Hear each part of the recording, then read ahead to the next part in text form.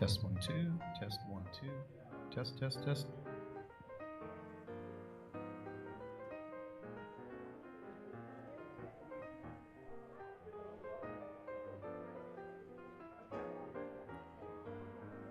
Test 1 2.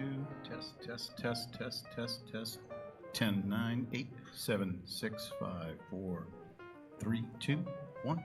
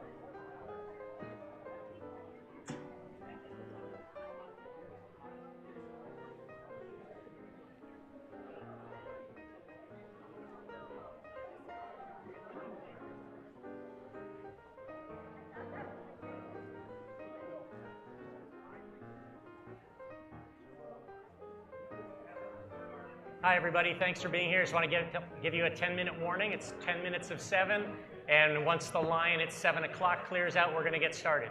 Thanks for being here. I appreciate it.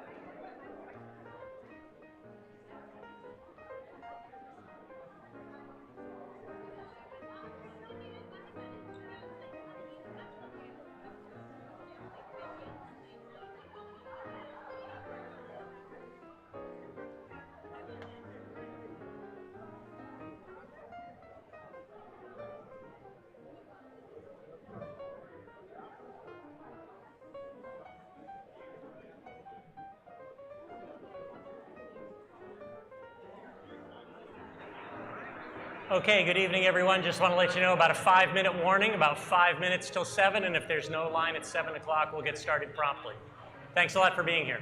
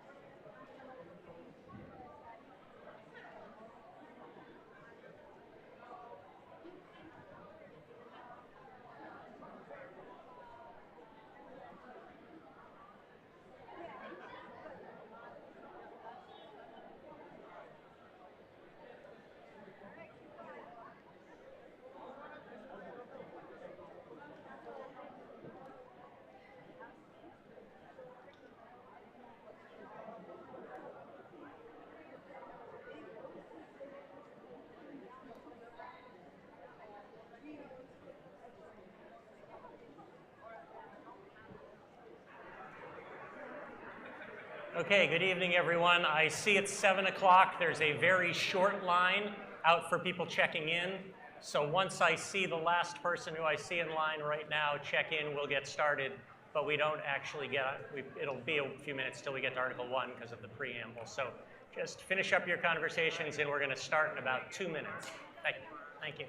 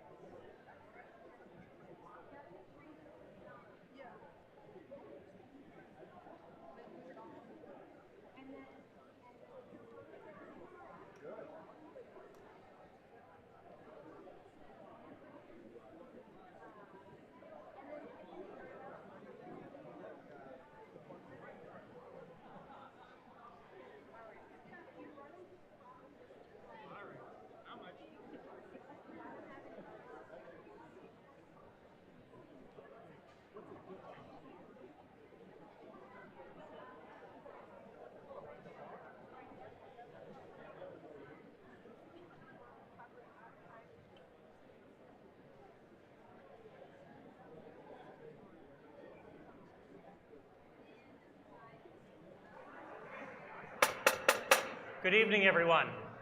It being after the time of 7 o'clock on Monday, October 16th, 2023, pursuant to a warrant called by the Select Board for a special town meeting and seeing that those who arrived by 7 o'clock have checked in, I hereby call the special town meeting to order. If you are able and willing, will you please rise and join me in the Pledge of Allegiance? I pledge allegiance to the flag of the United States of America and to the republic for which it stands, one nation, under God, indivisible, with liberty and justice for all. Thank you. You may be seated. And most of all, thank you for being here, doing your job as citizen legislators. So, town meeting rules, I'm going to go over them as quickly as I can because I know that we're all hoping we can finish this meeting tonight, and obviously in the dark earlier is better. In order to have a special town meeting, we need to have a moderator. My name is John Arnold, 251 West Main Street, your elected moderator. We need to have a clerk. We have Debbie Ledoux, the elected town clerk, taking the official minutes of the meeting. We do not need a quorum for this special town meeting pursuant to our bylaws, but even if we did need a quorum, there are well over 50 people here, which would have been our normal quorum. And we have a properly posted warrant signed by the selectmen and posted by constables and delivered to me. The warrant consists of 15 articles. Our job as citizen legislators here tonight is to work through those 15 articles and make decisions on behalf of the town. The town meeting is our legislative body. You are each here voting and acting as your own citizen legislator. And on behalf of everyone who worked to set up this town meeting, I'd like to thank you for taking your duty seriously and responsibly, and thank you for being here. For those, I'll go through this quickly. If any of you are new and need to stop and ask questions about procedure at any point, you can raise your voting device and you can say point of order, and as soon as I track you down, you can ask your question. But I do want to go over the general rules of the road so we all have a common understanding. So, down here to my right, your left, we have the select board and most of the department heads, including the town manager, assistant town manager, finance, recreation. We'll hear for a number of those people.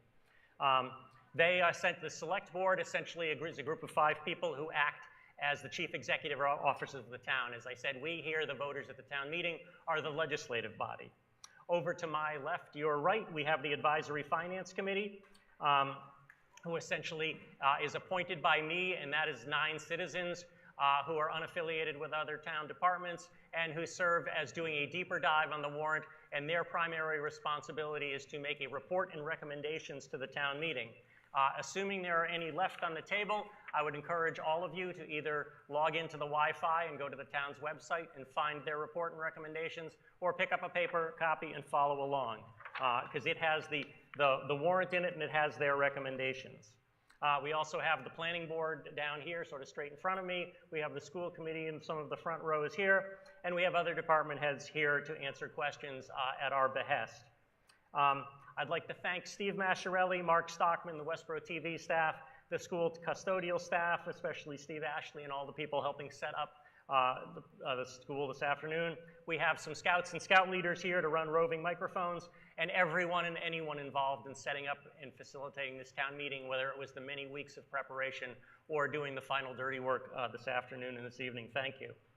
Also, if you saw the town meeting info sheet that was available at the town clerk and posted on the town's email website, I'd like to give special thanks once again to Brittany Jacobs and Donna Lang, who are two voters who heard me ask for any ideas and assistance about doing community outreach about the town meeting and who assisted me in doing that, so I will thank them for that. Anyway, as I said, this is our town's legislature. This is your meeting. Thank you for being here. It's greatly appreciated. As you may or may not have noticed, we do have the gymnasium set up for today. However, it is being treated strictly as an overflow room. We only have the electronic voting set up and working in this room because it's cost prohibitive to set it up in too many rooms because of the network costs and all that. So I'm going to ask all voters sit in this room unless and until we run out of seats. And so far, it doesn't look like that's going to happen.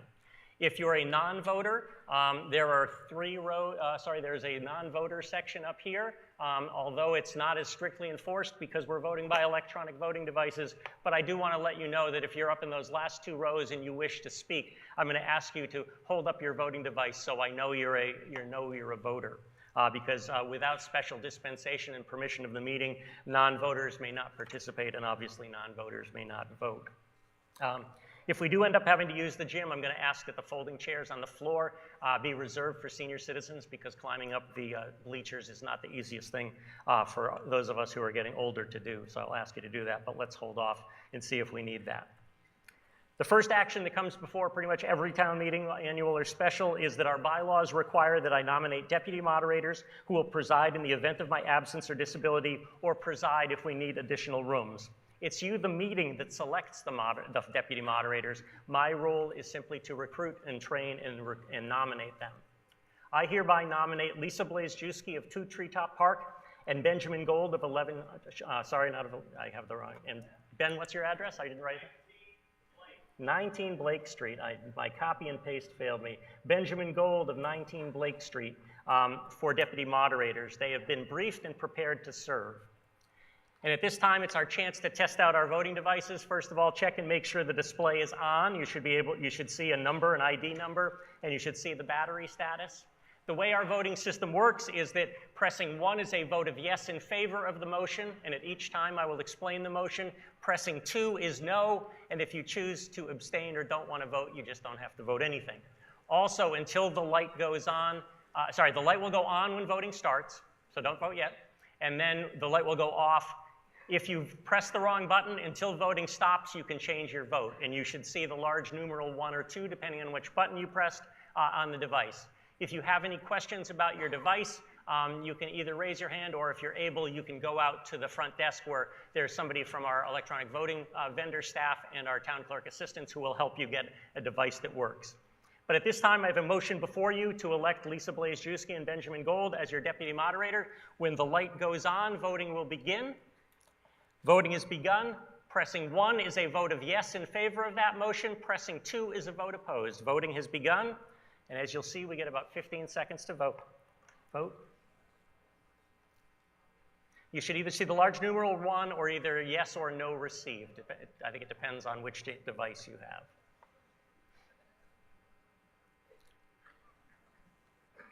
Okay, voting has ended. And now we wait for the gentleman to show us the magic numbers. And we have, just gotta wait for the monitor to warm up here. We have 368 in favor and 11 opposed. The motion carries. Ms. Blazejewski and Mr. Gold are your deputy moderators. Will you both please rise? Ms. Blazejewski and Mr. Gold, do you solemnly swear that having been elected deputy moderator that you will faithfully and impartially perform the duties of this office, so help you God? I do. Thank you. You may be seated. We're going to hold off on announcing tellers until we see if we need them, because as long as the electronic voting device works and as long as we don't need to use the gym, we'll all be in here and voting electronically. It will be much faster, and we'll have an exact count without having to go to too much trouble. So the way we're going to do this is the rules of town meeting indicate the votes of those present and voting.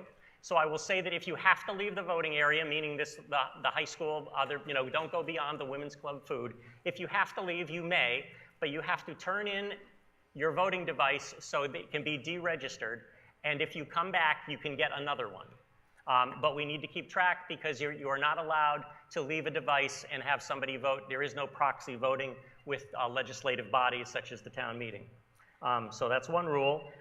So we are cognizant of the cost, and that's why we're trying to move things along as fast as we can, and that's why we're trying to see if we can conduct this meeting all in one night. But our goal is to make the decisions that are in what we believe collectively are in the best interests of the town.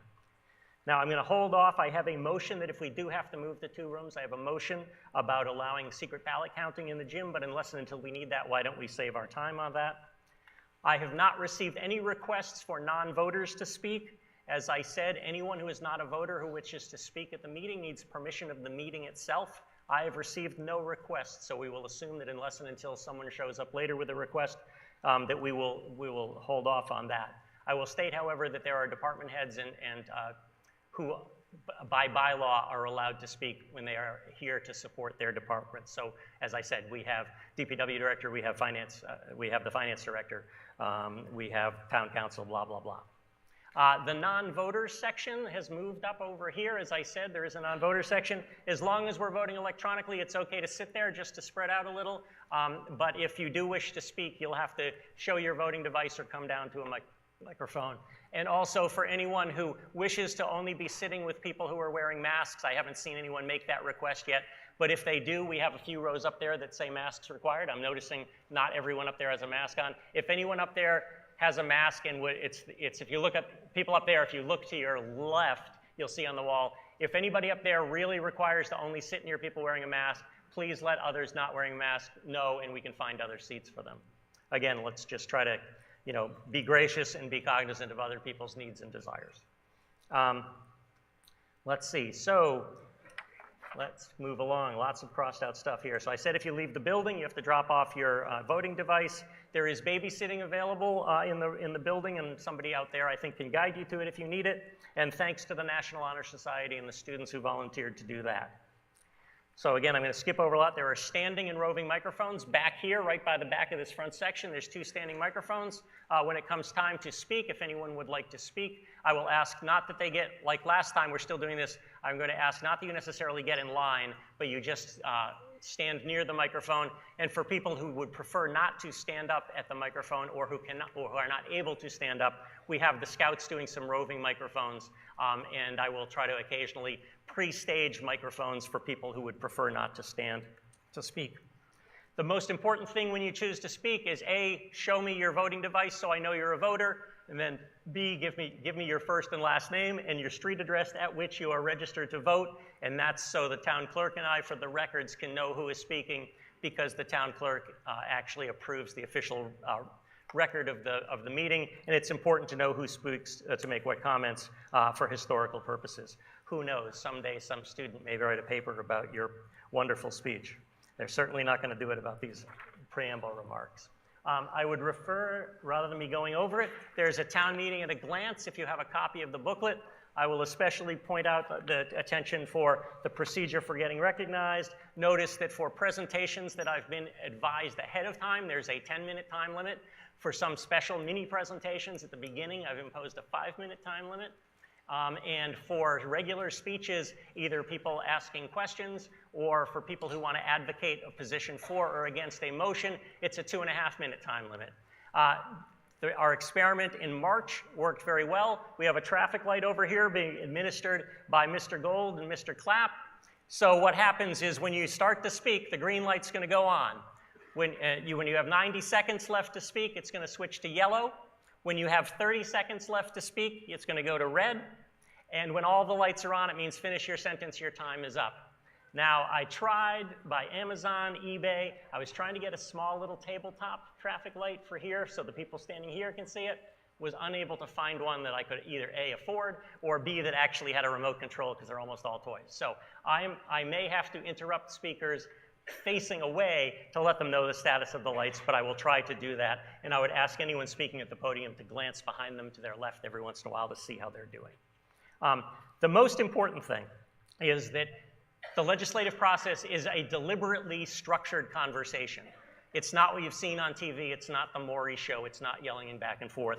Essentially, I recognize one person at a time to speak, and then when their time is up, I recognize another person to speak.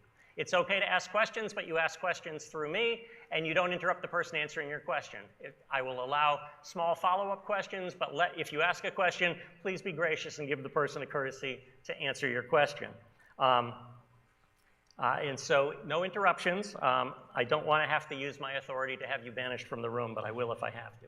I would also like to say that we are here, and I like to think of Westborough as a community that tries to keep it classy and who can live through difficult times making difficult decisions. We've lived through some wild times with our lights at the high school. We had our robust conversation about Columbus Day versus Indigenous Peoples Day, and we've managed to walk away as friends and neighbors.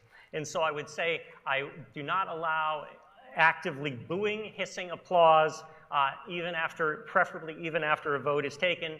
Your vote is your greatest power here, and I ask you to vote and then move on and be gracious. The goal of the legislative process is that everybody feels that they've had their chance to make their say and to try to convince the voters that the way they feel is the way everyone should feel. So let's continue our tradition of keeping it classy. I will also mention that we're only here to talk about the 15 items on the warrant and topics related to that. This isn't here to air our grievances or to ask questions about why there's traffic at the Rotary or why trucks keep hitting the bridge.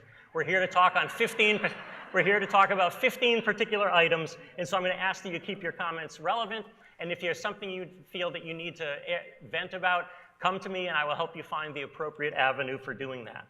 And again, you need to be present and voting, so I hope you can all stay here. If you do have to leave at a certain time, I will ask you to leave as quietly as we can so the rest of the process can keep going.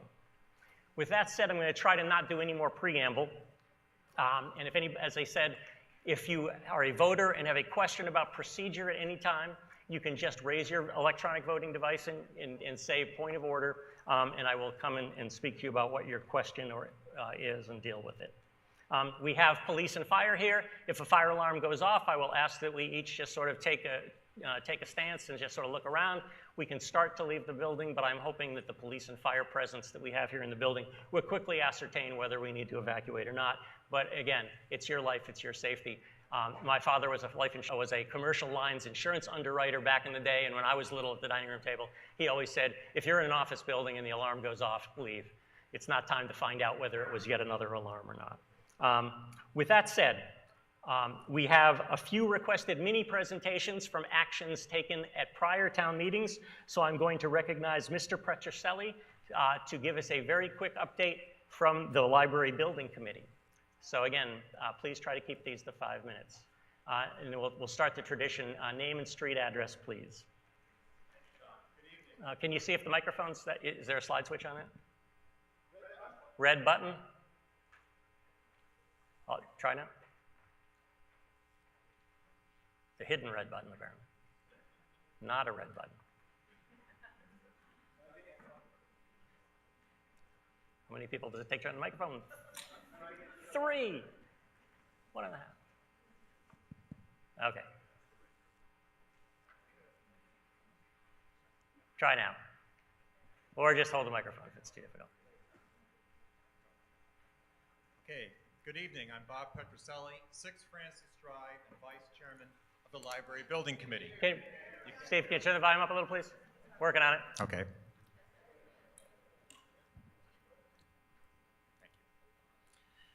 Good evening. I'm Bob Procedural, 6 Francis Drive, and Vice Chair of the Library Building Committee. As most of you recall, the taxpayers voted at the March town meeting to appropriate $360,000 to fund building, study, and schematic design costs for repairs to the Westborough Library, including all costs related to that appropriation. As you know, the March repair request came on the heels of not 1, but 2 votes at town meetings last fall that rejected the proposal to demolish and replace the 1980 addition, as well as renovate the original 1908 structure. Since March, the building committee has been meeting regularly to develop a schematic design and preliminary cost estimate with Lamro Pagano Architects and Vertex, the owner's project manager. There are a number of issues with the 1908 and 1980 sections, including systems that are past the end of their useful life and no longer meet current building or safety codes. Quite a few repairs were deferred over the past few years in anticipation of a $10 million state library construction grant that was to be awarded if the vote for demolition and full renovation occurred. So the schematic design phase is documenting all the repairs and code requirements that are needed, along with related costs. To identify the most urgent needs, the building committee broke repairs into 4 different scope packages or buckets, ranging from base repair requirements, including roof assessment, window replacement, IT infrastructure, restroom upgrades, and HVAC and plumbing, along with all the other triggered codes required by state and federal laws, such as ADA compliance, upgraded elevator, fire suppression, and stretch energy codes. The 3 other scope options gathered from survey and public input range in order of magnitude from most requested repairs to space reconfiguration to sustainable initiatives to a 4th option that includes all of the above. Last week, Lamro Pagano and a library scope subcommittee shared preliminary costs of the 4 scope options, which range from 12 to 31 million. The library is meeting this Friday to digest and deliberate the merits and cost effectiveness of each option. This is still fluid, and we may look at a preferred option that includes some scope items from other buckets. At this point, I do want to caution that the lowest price does not necessarily equal the best value. We will be looking at each option and deciding which is the most cost-effective and what makes the best economic sense for the building and for the taxpayers over the long term. We'll be posting the schematic design details on the library website after the deliberations are over and plan to hold informational meetings in the coming months. We'll then bring our recommendation to the March 2024 town meeting and be asking for voter approval of the 2nd phase, or design development phase, appropriation. Finally, the expertise behind the project is deep. Your library building committee consists of 10 taxpayers who bring decades of construction, fiscal management, facilities management, and municipal experience to this project. In addition, Lamro Pagano Architects has been our consultant since 2015, and Vertex, the owner's project manager, has been part of our team since early 2020. And they're also the owner's project manager for the Hastings, Fales, and Fales Elementary projects and Armstrong School projects. Together, these 2 firms have a long and distinguished track record of public construction and library building experience. In conclusion, I want to thank my fellow library building committee members, Ed Baldwin, Chair, Mary Johnson, Sean Keogh, Walter Leslie, Al Gordon, Bill Linane, Lee Emery, and Maureen Amiot. Thank you. Thank you, Mr. Petroselli. Very nicely done. Nice to see the traffic lights still working. So anyway, Lisa, at some point, could you just check and make sure there's nobody in the gym? Just if anybody hears me, the gym is we're not using the gym yet. And for those voters who are coming in, if you don't see a seat immediately, if you just quietly come down the aisles and just look around, there are actually many seats in here. It's just hard to see if you're standing in the back. But so far, so good. And just to let people know, at around 7:21, we got word that there's 506 voters who are here. So thank you. So next, another committee that's acting on behalf of previous town meeting action that wanted to give a brief update is the Master Plan Implementation Committee. And it's my pleasure to introduce new town planner, Ms. Gingras, to give a quick overview of what the Master Plan Implementation Committee is up to. Thank you, Ms. Gingras, and welcome to Westborough. Hello, everyone. My name is Jenny Gingras, and I'm the Director of Planning, address 67 Townsend Street in Pepperell. So I'm here to give an update on the master plan implementation. So most of you, I'm sure, are familiar with the master plan, but I'm just going to give a quick overview of what the master plan is and the process that the community undertook to create it. So Westborough's master plan was finalized in 2021, and it basically acts as a guidance for public policy and decision making in a variety of areas. Basically, it puts forth a shared community vision and translates it into goals and a policy framework.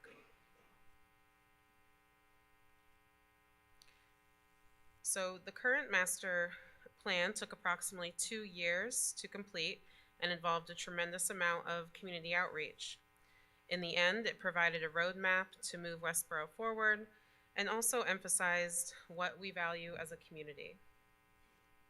And you can see here that the process involved identifying Westborough's issues and opportunities, setting the shared vision, developing them into actions and prioritizing them, and then creating an accountable implementation program. So the master plan itself has multiple elements, which are listed here on the screen.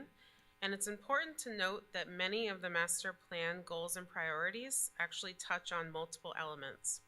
For example, a completed master plan priority was the passage of the Community Preservation Act, or the CPA, which touches on elements of housing, open space and recreation, and natural and historic and cultural resources.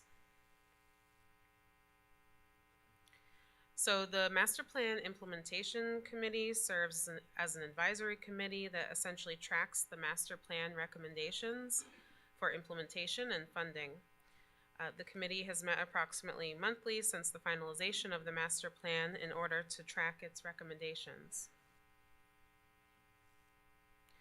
So there are over 150 recommendations in the master plan, and I've broken them down here so that you can see the different elements and the number of items in progress and that are complete. Now here it's important to note that there are numerous items in the master plan that will technically never be completed because they're an ongoing process. An example would be continually reviewing our town's bylaws for opportunities to improve our zoning, transportation, or other infrastructure needs. So considering that, you can see that the town has made substantial progress in all of the categories. Here are some significant achievements that have been part of the master plan. The passage and adoption of the Community Preservation Act that I mentioned earlier, revision of the town's zoning bylaws, which is now available on the town website, and you can search it in an interactive way.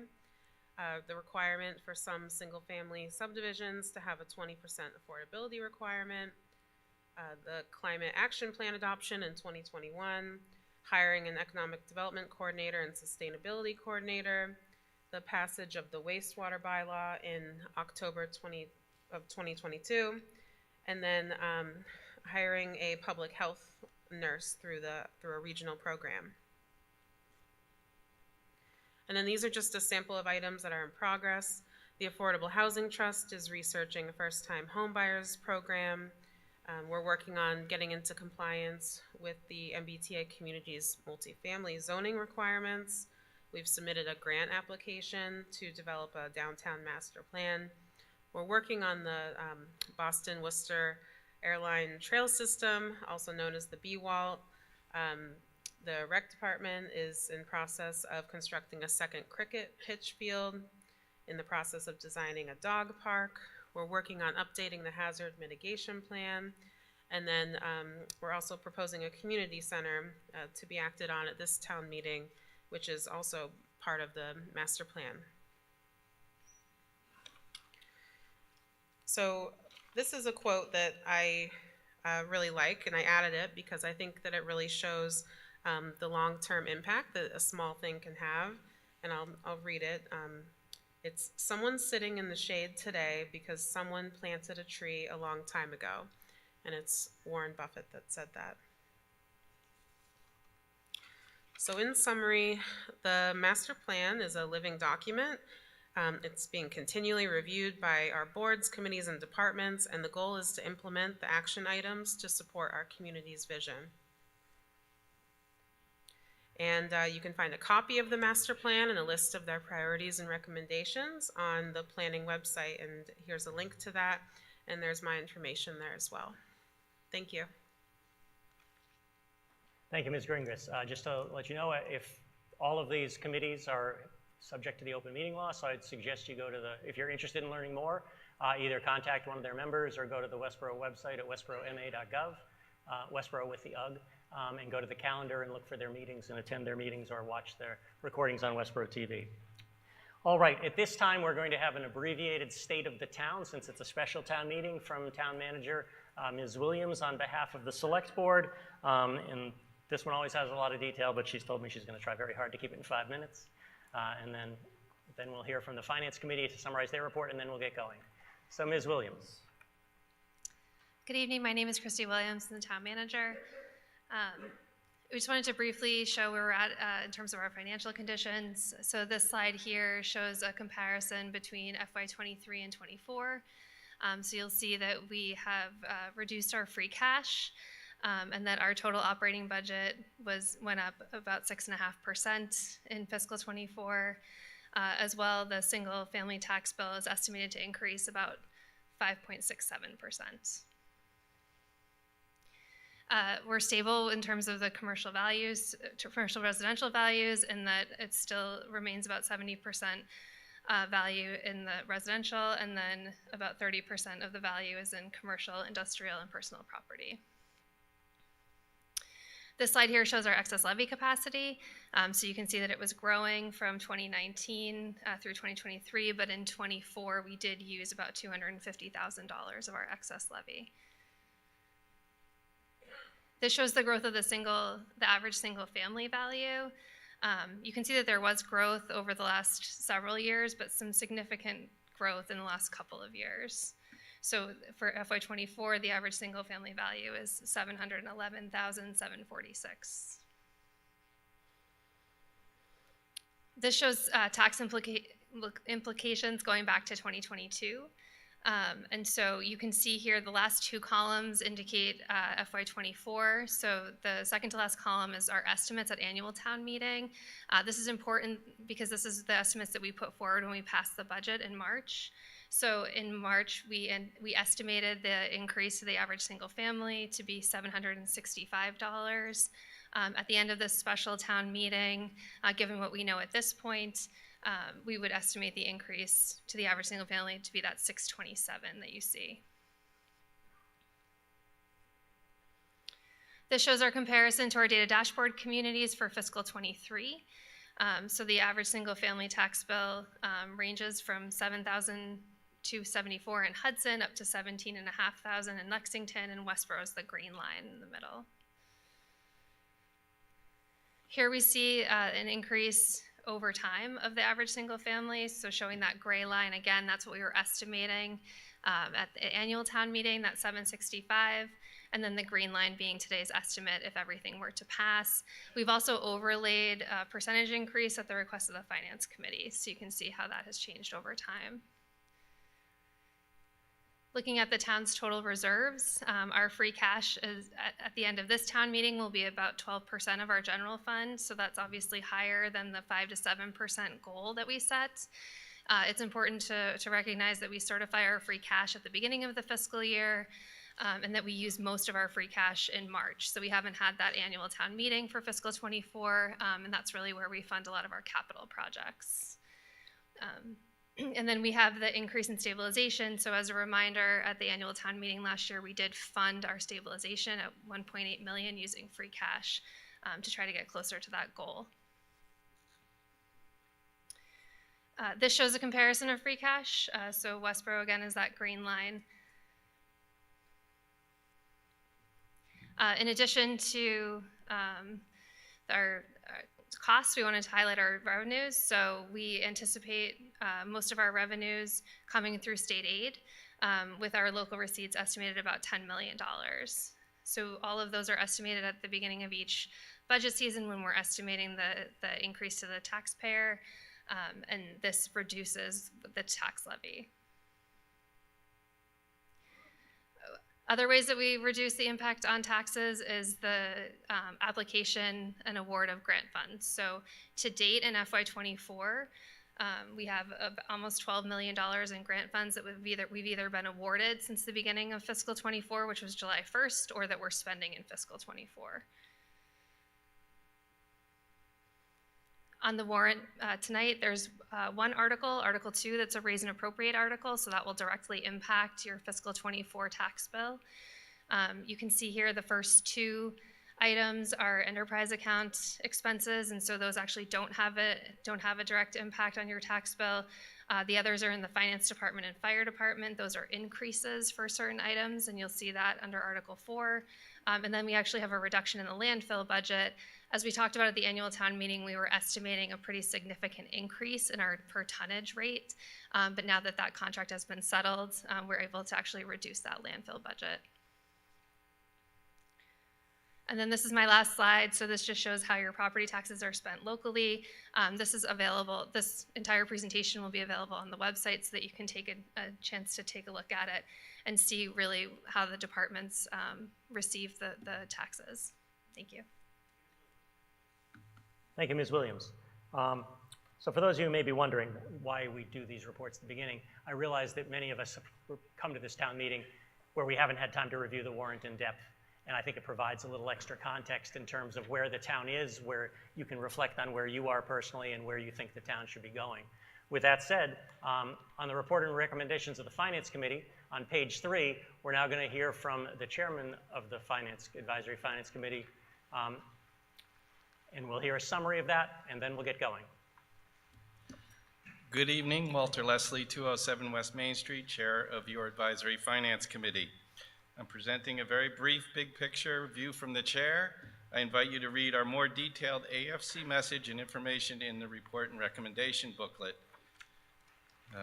The Advisory Finance Committee met 14 times since we last gathered here at the annual town meeting in March. In August, we started working towards tonight's fall town meeting. We invited guests to our meetings to present articles and answer our questions. We heard from our town manager, school superintendent, department heads from conservation, DPW, finance, fire, library, and recreation, as well as the Affordable Housing Trust and Westborough TV. Combined with our own research, observation of other public meetings, our members' liaison reports, and public input, we feel we can make our report and recommendations with due diligence.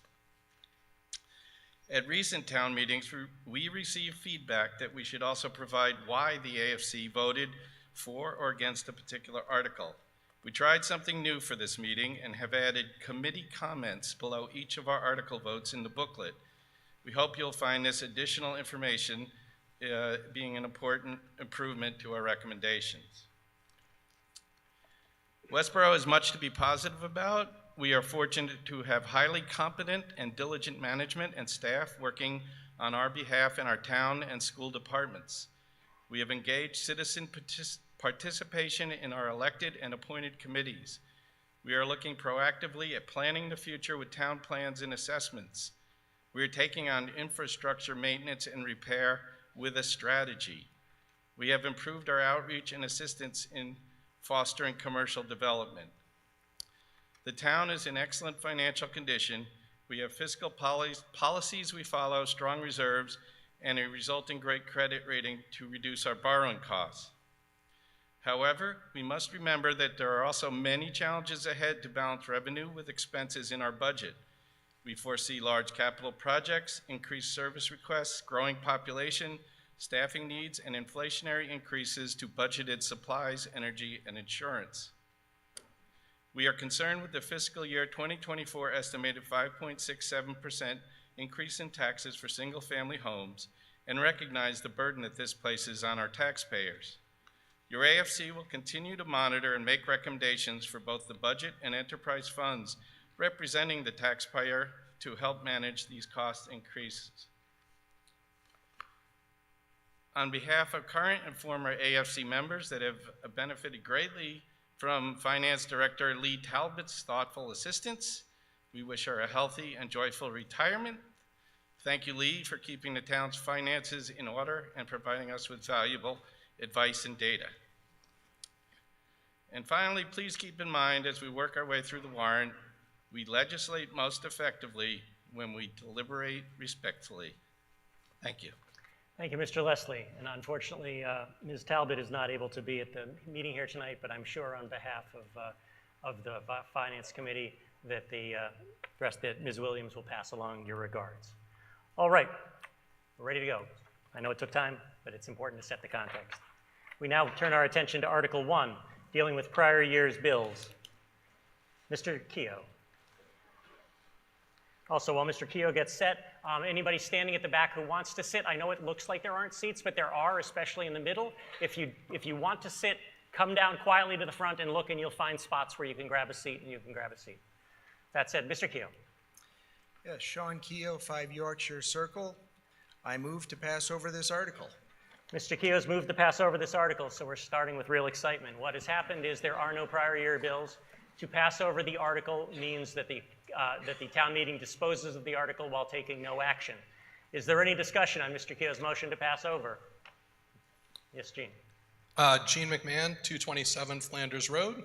The Advisory Finance Committee voted earlier tonight to recommend the town pass over this article by a vote of 7-0 with 7 present. Thank you. Any other discussion? Seeing none, it's our second chance to get practice with the electronic voting. When the green light goes on, your vote is on Mr. Keogh's motion to pass over, which means to take no action. Voting is begun. Pressing 1 is a vote in favor of the motion. Pressing 2 is a vote opposed. If you don't want to vote, you don't have to push the button. To know that your device is working, you'll either see a large numeral 1 for yes, or it'll say yes received, or you'll see a large numeral 2 for no, or you'll see no received. We will hold voting open for 15 seconds. Voting has ended.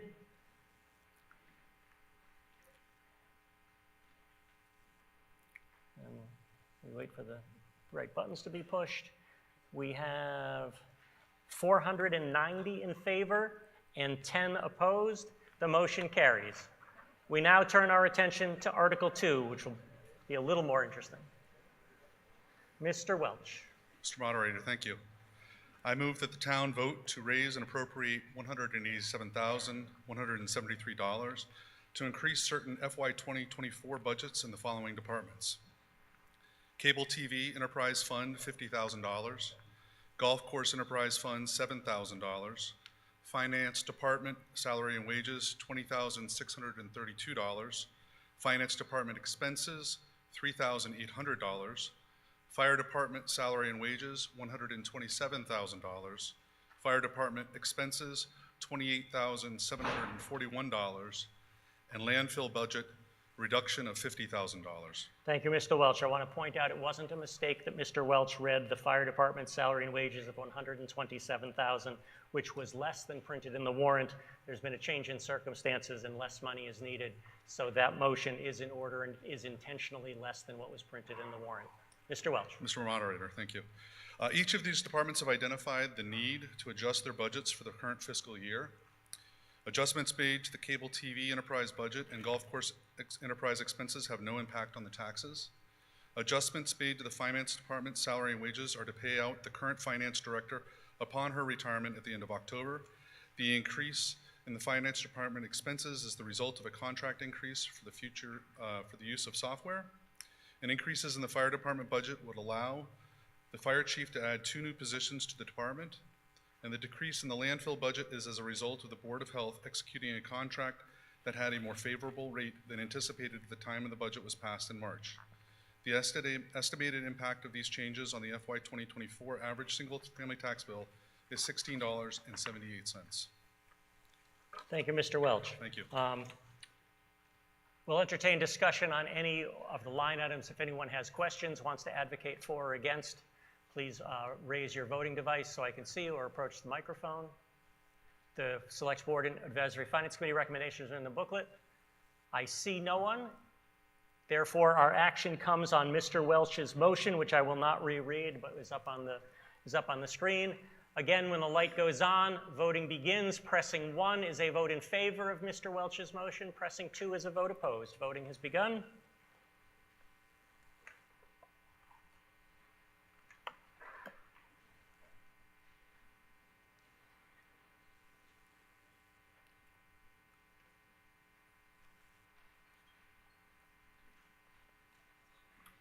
Voting has ended.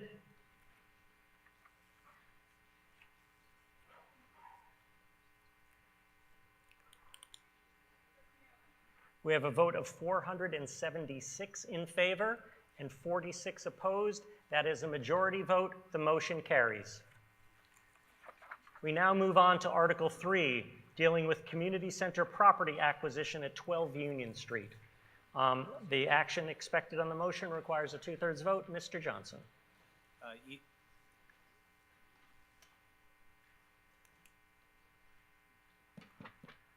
Ian Johnson. More microphone dilemmas. While Mr. Johnson's getting the microphone working, I'll let people know.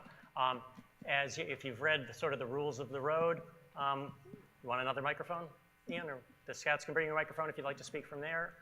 Scout, you want to bring a microphone down? Down to Mr. Johnson? While we're getting ready for that, I'll let you know, as is our tradition and our custom in my rules, of presentation allows Mr. Johnson to speak for 10 minutes. He's going to make the motion, and Ms. Williams is going to give a presentation for 10 minutes. And then, as is, again, our custom, I've been approached by a few voters who would like to give a counter presentation, and to be fair, they will also be given 10 minutes. You all set to go, Mr. Johnson? Well, we'll see. Steve, can you see if that mic can be bumped up? Try again, Ian. Ian Johnson. Ian Johnson. Hang on. One more, then we'll move to the podium.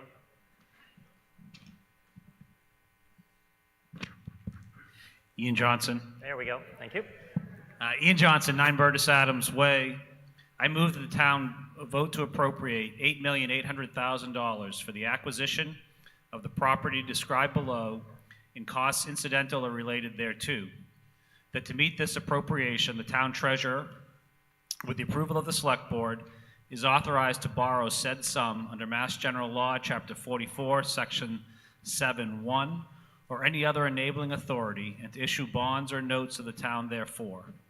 That the select board is authorized to acquire, by purchase, gift, and/or eminent domain, the parcel of land with the building, known as 1500 Union Street, and other improvements thereon, located at 12 Union Street, containing 2.58 acres, more or less, being a portion of the premises described in deeds recorded with the Worcester South District of Deeds in Book 68741, page 363, and Book 68741, page 373, and approximately shown as Lot BSC on the plan entitled Approval Not Required Plan of Land dated May 1st, 2023, for community center and/or general municipal purposes on such terms and conditions as the select board deems in the best interests of the town, subject to a reciprocal easement agreement, and further to enter into any and all agreements, including without limitation, reciprocal easement and/or access agreements, and execute on behalf of the town any and all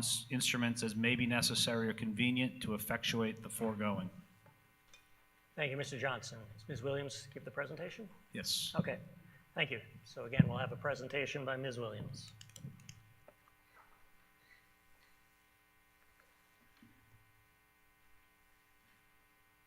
Thank you. So this presentation is really on Articles 3 and 4, since both of them are related to the purchase of the community center. The acquisition of the community center, the request is to purchase the property that you see here in the picture.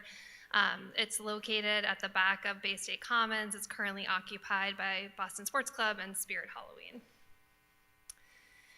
The town has been talking about the development of a community center for over a decade.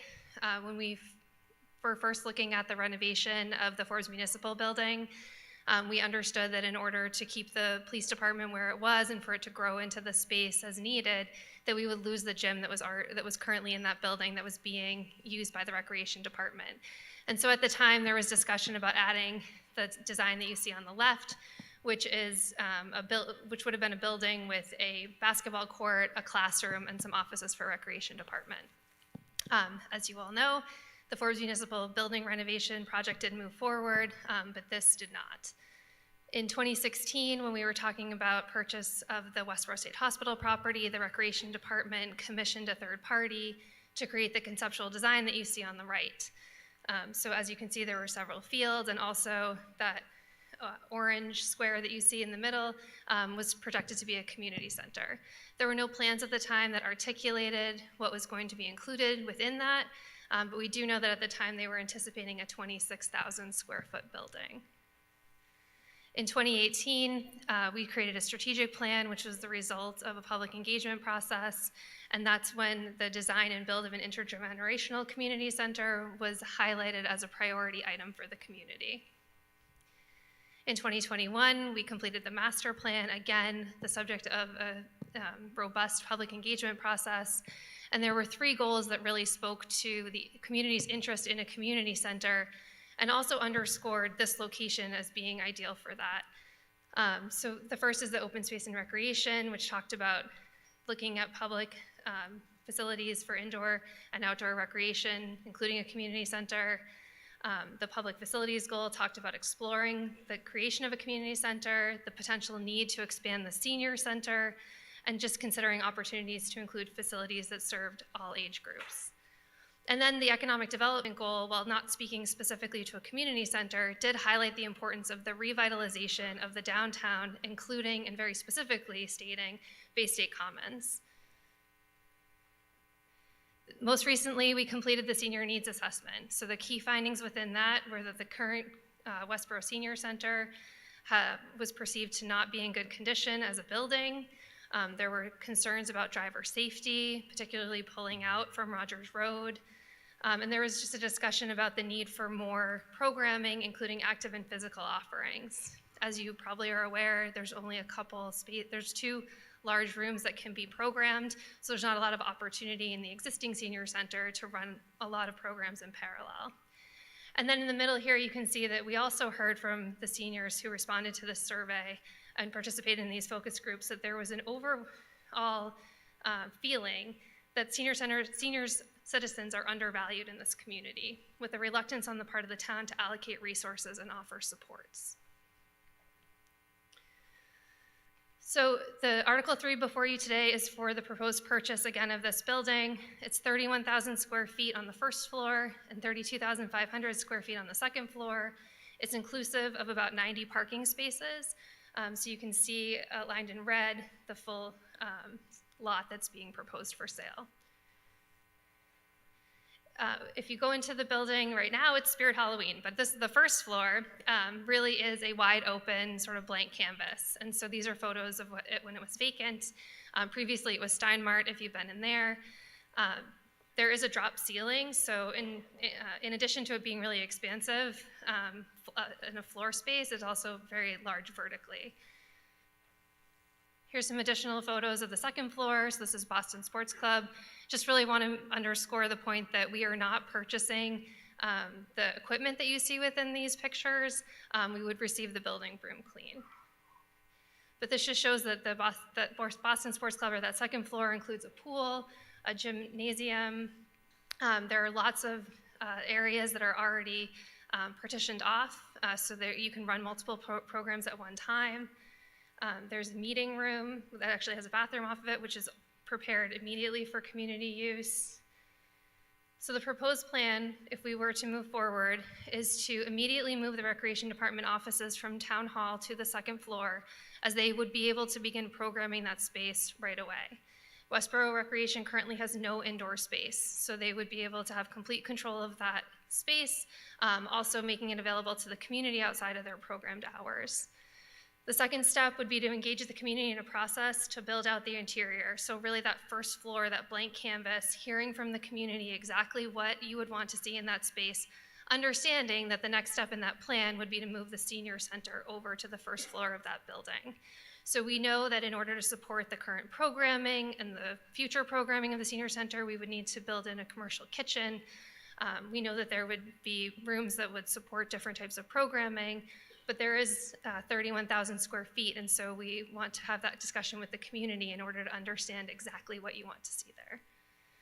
That would leave the current senior center vacant, and so there being no identified use for that property, we would discuss disposition of the property or selling it. So again, Article 3 is the property purchase. It's Through months of negotiation, we've agreed to a purchase price of $8.8 million, which is about $139 per square foot. Over the life of the borough, it's about $84 a year, the highest cost year being $113. That's estimated based on a 5% interest rate. As you can see here, we've been told to estimate about $800 per square foot if we were going to do a ground-up build. And we were actually able to validate that number in looking at some of our neighbors. So if you look at Upton, they just opened a 15,000 square foot community center, about $826 per square foot. Sudbury is working on opening or finishing their community center, much larger, 42,000 square feet. They've spent $32 million. I know they're going back to town meeting to ask for some additional funds. So at this point, they're at $752 per square foot. Article 4 would be to fund the public engagement. So the public engagement, design, and due diligence. So we've received estimates of $85,000 for that, to have someone come in and help us do visioning workshops. It's a process that we use similar to when we looked at the state hospital property, doing community outreach and really doing an analysis of the existing building to get us to a schematic design so that we can identify the cost of the construction to fit up that property. Additionally, within that article, we're asking for $75,000 for FY24 estimated maintenance and utilities. We're estimating that based on the Forbes Municipal Building, which is about 15% smaller than this building. So we've added 15% to estimate what it would cost for utilities and maintenance. And then due diligence. So we've already started working with our vendors to do all of the inspections that you would expect us to do. So structural assessment, assessing all of the mechanicals, all of the different equipment, the pool, and then also doing a phase 1 environmental assessment. This is a free cash article. It's proposed at $195,350. Looking forward to FY25, if we were to purchase the building, we certainly would expect to have carrying costs. So there would certainly be an impact on the budget in fiscal 25.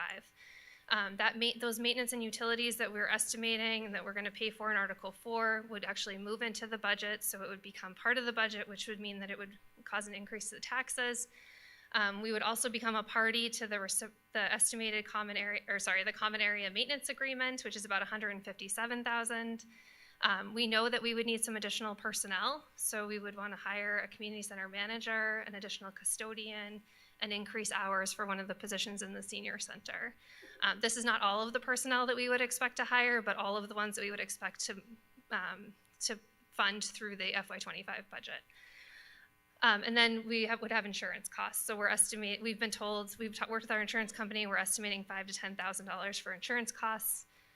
So for those increases in fiscal 25, that's about $68 to the average single family, plus the $113, which is the debt service on the purchase. So about $182.13 is estimated for fiscal 25. And then there would be a future town meeting article that would fund the fit up. So as I mentioned, we don't know exactly what that would be. We would go through that community engagement process. We would have those discussions. We have identified a few funding sources that we think that we could use, that we would expect to use for the fit up. So one of them is the sale of real estate account. That's money that we have gotten from selling real estate. And so if we were to sell the senior center, that $1.8 million number would increase. The Pulte payments can be used to support seniors or for affordable housing. So that's money that's available to us to use for that first floor. And then Community Preservation Act funds may also be available. This is the proposed timeline. This is my last slide. Yeah, okay, great, thank you. So tonight, if we were to move forward, and then we would expect to close on the property in the spring of 24. Thank you. As you can tell, and if you've been paying attention to the Public Information Center, there's lots more information, but I did ask everyone to keep their initial presentations to 10 minutes. If the discussion warrants, I will give, hang on, Gene. I will give more time, but I just wanted to let you know. Can I let the opponent and then speak? All right. As I said, I'd been approached by a series of voters who wanted to provide a counter proposal. At this point, Mr. Caprioli, I'll give you your 10-minute counter presentation. Then we'll hear the reports from the committees, and then we'll open it up for deliberation to you, the voters. So, Mr. Caprioli. Thank you. 10 minutes, please. And also, if you need to, can you move the microphone down closer to your mouth, just so It's louder. Just the mic. If you can just move the microphone down a little. Thank you. Thank you. Tom Caprioli, Crown Ridge Road. I'm making a proposal here, and I have to be honest, I didn't expect this large an audience, but I hope you can bear with me here.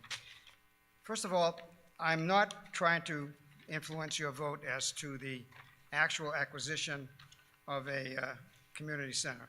What I'm trying to do is to modify the main motion and replace the 8.8 million with $6,040,000. And that is the appraisal value that was derived by a very reputable firm who, for the cost of $11,500, came up with a recommendation for a purchase price of this property. Now, I want to point out something very important. We have no information whatsoever as to the cost to retrofit the project, the property. I believe it's going to be a lot higher than some figures that are going to be given here tonight. I believe it'll be at least close to $8 million. And as a little reference for that, the town hall renovation was just over $7 million, and the Forbes Municipal Building renovation was close to $16 million. So these renovations do not come cheap. Also, the Upton Community Center is smaller, so you don't have economies of scale there. And it was built by a municipal, how do I put it, a placement of the contract, which usually is twice as much as private spending, believe it or not. And their final price was $12 million. There's no $50 million problem here. As a matter of fact, in their appraisal report, on page 102, the replacement cost for the building new is slightly over $19 million. It's not $50 million, and that's new. Now, this property was built by the private sector, so they didn't spend $50 million. They didn't even spend $20 million. Okay, so to go through things here, if you bear with me, please. Okay, the appraised on page, I'm looking at the appraisal report for anybody that's interested. The assessed value is just under $19 million. It's not, again, that's for the whole Bay State Commons property, 19 million. It's so one building alone, although the sum is sometimes lesser than the cost of the original parts, one building alone doesn't seem to generate close to $9 million in that whole property there. Now, in terms of how the assessment was, the appraised price was determined, there was the income capitalization approach was used, which is a form of comparison properties. Okay, and they took a number of comparison properties, and 8 of them for the retail space, and 6 of them for the gym space, and they came up with the $6 million.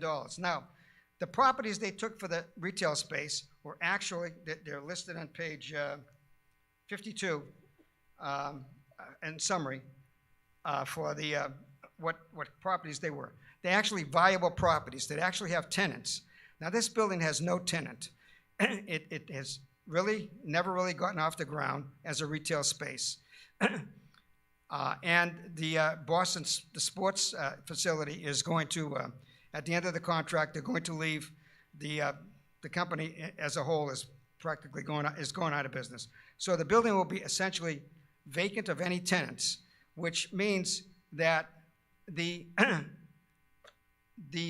comparison that was done was based on as if the property was occupied, was leased, and it isn't. So that essentially is a bias in our favor of what the reality is at the moment. There's also something I want to read here. There is, okay. It says that, actually I want to read with the gym stuff. After the gym compatibles, they give a bit of information that's really valuable. It is not a desirable property. If I can, I know I didn't do this right. Okay, for the gym, it says, we're talking about the gym compatibles here. The subject is inferior to all compatibles as the gym space is located on the second floor and is only accessible via walking up 3 flights of stairs or using an elevator. The lack of direct street level access has an adverse effect on the marketability of the space and potential market rent this area can generate. So you have to take that consideration when you make an offer. Now, as far as the purchase itself, you remember from the town manager's presentation there, they showed you the property and they showed you the amount of space that's being brought with it. That's again is replicated on page 31 of the report here. Literally, I've counted the parking spaces. There's about 75. When you consider the staff parking, and for the senior citizens, there's usually buses of some sort. You're lucky if you'll have 50 viable parking spaces, right there. You're lucky if you have 50 viable parking spaces. Now, the situation, and you have this narrow access to Burnham Street. Now, the situation is you can use the other parking spaces, but in order to do that, you have to pay the shared costs of upkeep. Now, Grossman Development Corporation isn't going to be doing any more upkeep than they're already doing. They already do upkeep on all the entire property. There's no land added. But we are going to have to pay them $157,440 a year to actually access the building that we purchased from them. So essentially, in my mind, and so, no, that's, so that could be like appreciation, that could be like $2 million in 10 years. What we're actually doing is buying the property and paying $13,000 a month to access it. That's not the best choice here. Or again, the property should be more reasonably priced if we're paying for literally paying for to access it. Okay. Now, what time is it?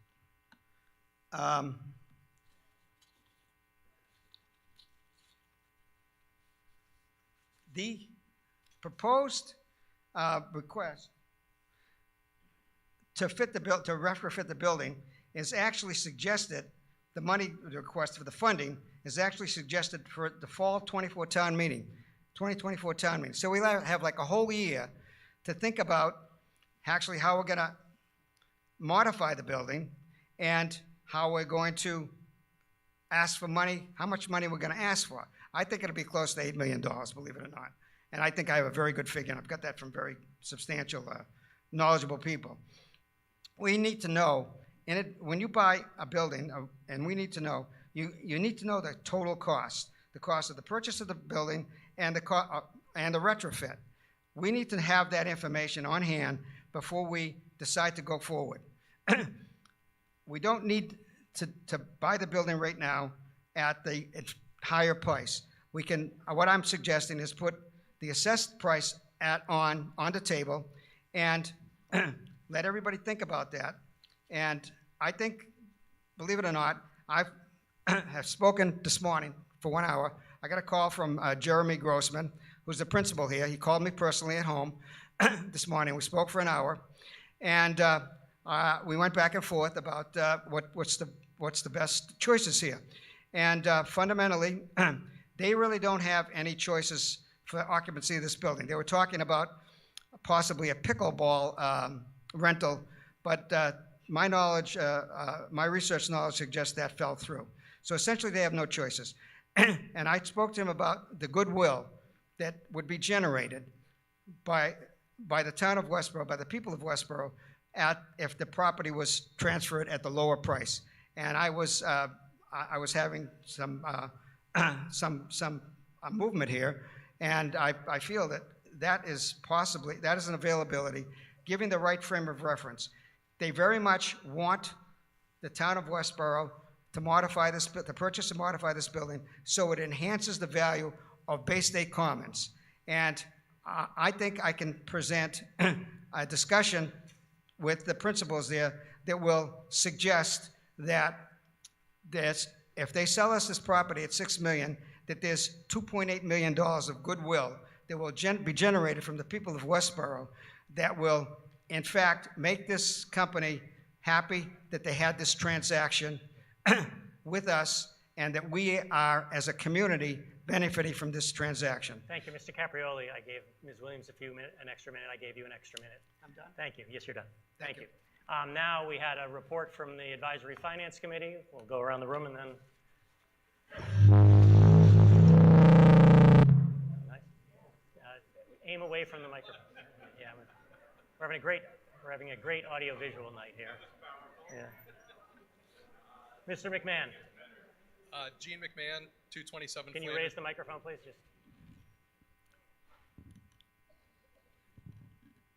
Gene McMahon, 227 Flanders Road.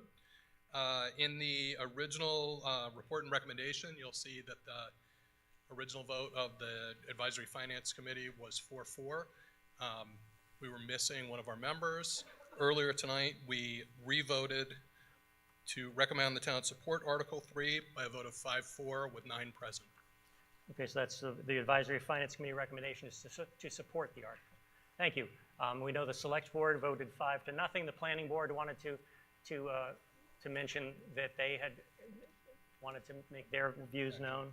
Mark Silverberg, I'm up here as chair of the Master Plan Implementation Committee.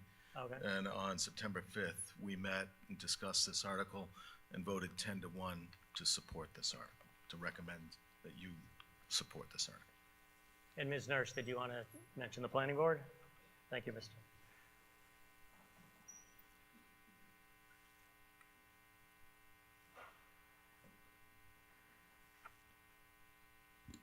Hazel Nurse, 80 Nurse Street. For the Planning Board, at our meeting on October 3rd, the Planning Board voted 4-1 in favor to support the acquisition of the property at 1500 Union Street for the purpose of a proposed community center. Thank you, Ms. Nurse. All right, it's now time for us, the voters, to deliberate, ask questions, or make our voices known. If anyone would like to, before we get started, anyone who wants to speak, why don't you just raise your hand so I can get a sense of who wants to speak? Okay, we got some down here. Scouts, why don't we put Scouts, can we come, who is over here in this section? Was there somebody near Mr. Durrett who wanted to speak? Okay, I'm not going to have you go yet. I just want to get a microphone down here.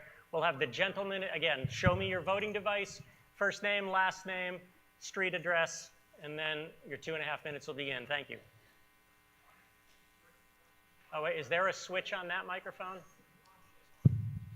Oh, no, it seems, okay. Yeah, Scout standing next to him. Do you see if your microphone works, and maybe he can go from there? Okay. Rick Kotowski, 5 Arch Street. Thank you. I have 2 questions on what's been published in, well, one question on what's in the AFC report and one other question for the Planning Board or Town Planner. In the report, at the bottom of page 5, it indicates an average tax impact of $84 per year. That's also shown on page 6, but there's also an estimated average single-family tax impact of an additional $65.24 that I don't see an explanation for in there. Could someone on the AFC please address where that comes from? If that's a better question for the finance team at the Select Board, let me know. Yes. Okay. Okay, since it's the finance team's chart, they're going to answer the question. Ms. Williams? We'll see how this goes this time. Steve, can you get the Select Board table mic? Thank you. It's working. So the 6524 is what I was talking about in my first slide, which would be the impact to the fiscal year 25. So that's the inclusive of those things above, which is the additional personnel, so salary and wages, the maintenance, utilities, and common area maintenance agreement. In my slide, it was actually $68, and that's because we've now included the insurance cost. And then that $84 is on the debt service, so that's the average cost over the life of the borrow. And then you'll see in that same box, I guess, is that in the first year, the highest estimated is that 113, which would be fiscal 25. But then we'd have to add that 65 to the 113 also? So the total estimated impact, that's the average, and so that's that 149, but you're right. So Okay. for fiscal 25, you would add the 113 to, I think it's 68. The second question I had was directed towards planning. Ms. Williams mentioned disposition of the current senior center if we proceed with this purchase. What is the classification for the area that center's in now? What could we be potentially looking at there if we sell that property? Could it be another housing development? What is the overall master plan vision for that area? And I guess what is the, what do you call it? Well, classification of that. So the zoning there is M1. Excuse me, can you just introduce yourself, Mark? I'm sorry, Mark Silverberg, 7 Wells Street, Chair of the Planning Board. The zoning there is M1, so any zoning change there has to come before town meeting, whether it be housing or retail, any other use would have to come before town meeting. But what does M1 encompass? M1 is all municipal property. So Thank you. this is M1, where we are now.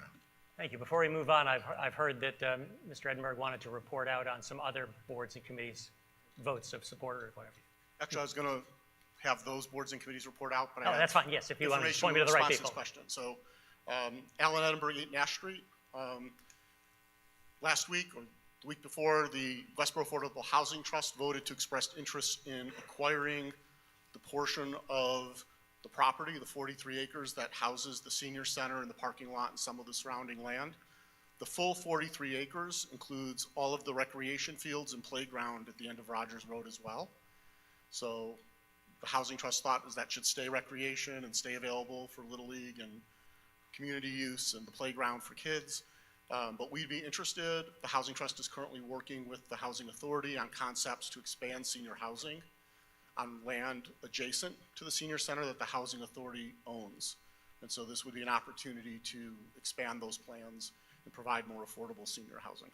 Thank you, Mr. Edinburgh. Were there reports from the Economic Development Committee and the Recreation Committee about their votes to support or not support this article? Thank you. Thank you. Fred Lenardo, Community Development Director. The Economic Development Committee was given a report, and they did vote in favor of the recommendation. Thank you, Mr. Leonardo. Anyone from the Recreation Department want to report?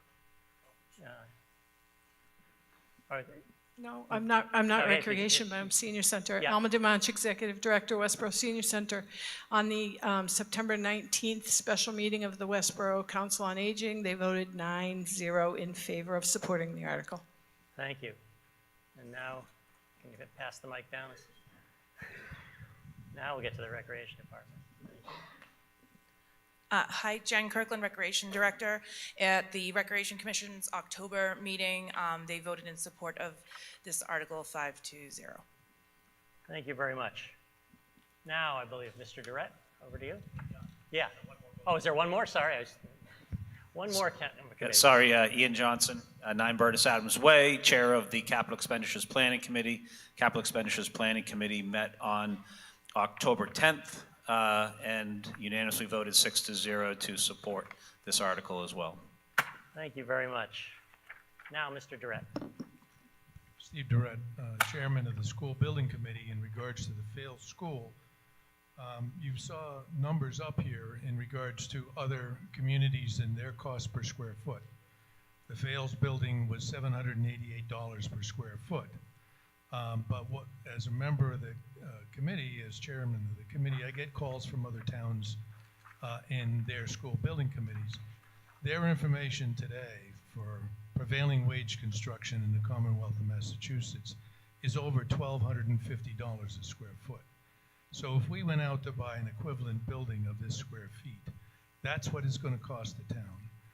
And personally, I think this is probably the most effective investment of money for the square feet available in this building. And since, as was mentioned earlier, the fact that we've been talking about senior space for use of seniors, and obviously I'm one, I think it's time that we finally identified the need of the town and responded to this need. I think the Board of Selectmen in all cases needs to, or has negotiated, with the owner. So the idea that there are some other perhaps interested parties to discuss other numbers, that doesn't play here. It's what the selectmen have negotiated for the value of this, and as I said, at $138 a square foot. You're never going to see that again. Never. Thank you. Thank you, Mr. Durrett. Can I just get a show of, just raise for people who'd like to speak? Let's see, the gentleman at the mic here, and then Scout, there's a gentleman in a blue, Scout with the microphone just now. There's a gentleman in a blue shirt. I'll stage up next, then I'll come over to this side. Gentleman at the standing microphone, voting device, if you've got in your hand, name and street address, please. Hi, my name's Tom Wolf. I'm at 11 Stagecoach Circle in Westborough. My question has to do with the funding for the building, and I noticed that the Pulte had come up in one of the slides. And I thought the money or the allocation of that money was going to be toward funds for affordable housing or 40B affordable housing. I was rather surprised to see that it could actually be used for something like this. I would be curious to see how that happened, or was that, am I missing something? Because it seems to me that when Pulte built, if I'm not mistaken, the 700 units over on Lyman Street, that they didn't build any 40B houses at all, and they essentially paid the town a certain amount of money per building that now can be used ad hoc. So could someone please explain to me why that wouldn't just go to 40B housing or senior housing? Thank you. Thank you. Mr. Edinburgh, would you like to address the question? Yes, Ellen Edinburgh at Nash Street. The agreement reached in the decision of the Zoning Board of Appeals was that the $9 million in mitigation that Pulte is paying the town in payments as each building gets its certificate of occupancy can be used for affordable housing and other services for seniors. And so that language allows for some of those funds to be voted on by town meeting to be used for this project. Okay, thank you. Real quick, I just want to point out that in our town, we only have 3 units, 3 buildings that are associated with affordable housing for 55 and older. And I think that's, that needs to be changed.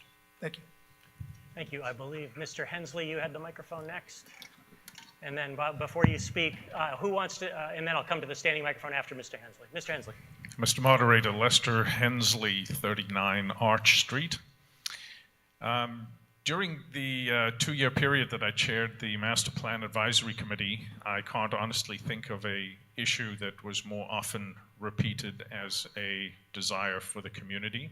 I think Ms. Williams illustrated that as well in her slide.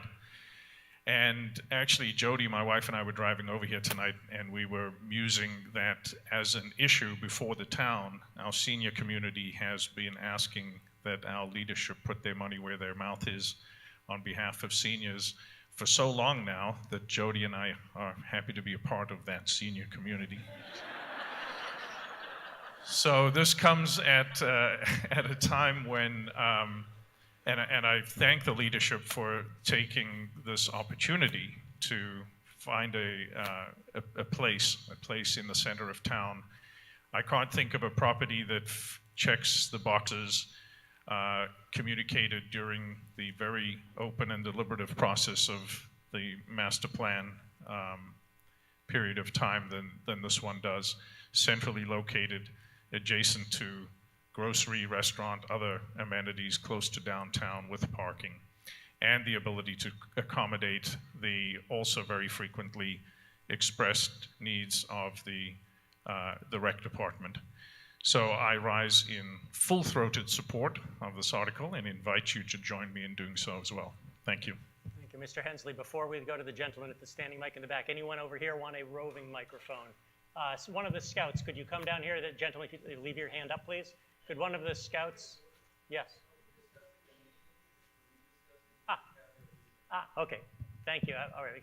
Go ahead. Can you just give the mic to that? You're not going to speak next, but anyway. So it's been brought to my attention. Are we discussing the main motion or Mr. Caprioli's amendment? Let me explain how it's going to work. We're actually discussing Article 3 as a whole, and let me explain why that is.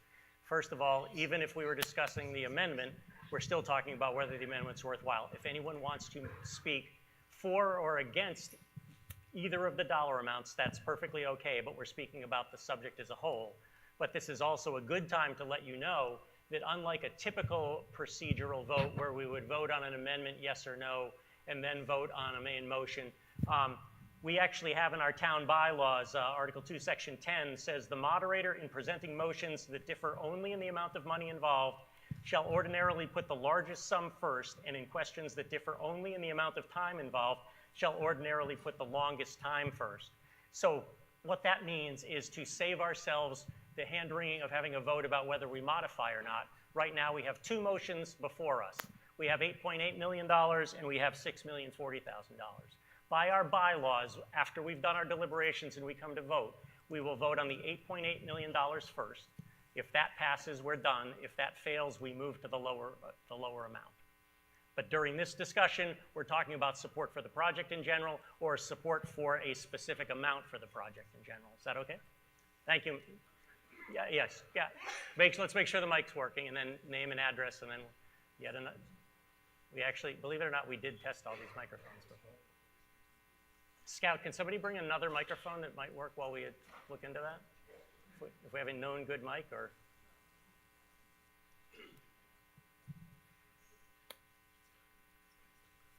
Try one of those, see if we can get one of those to work.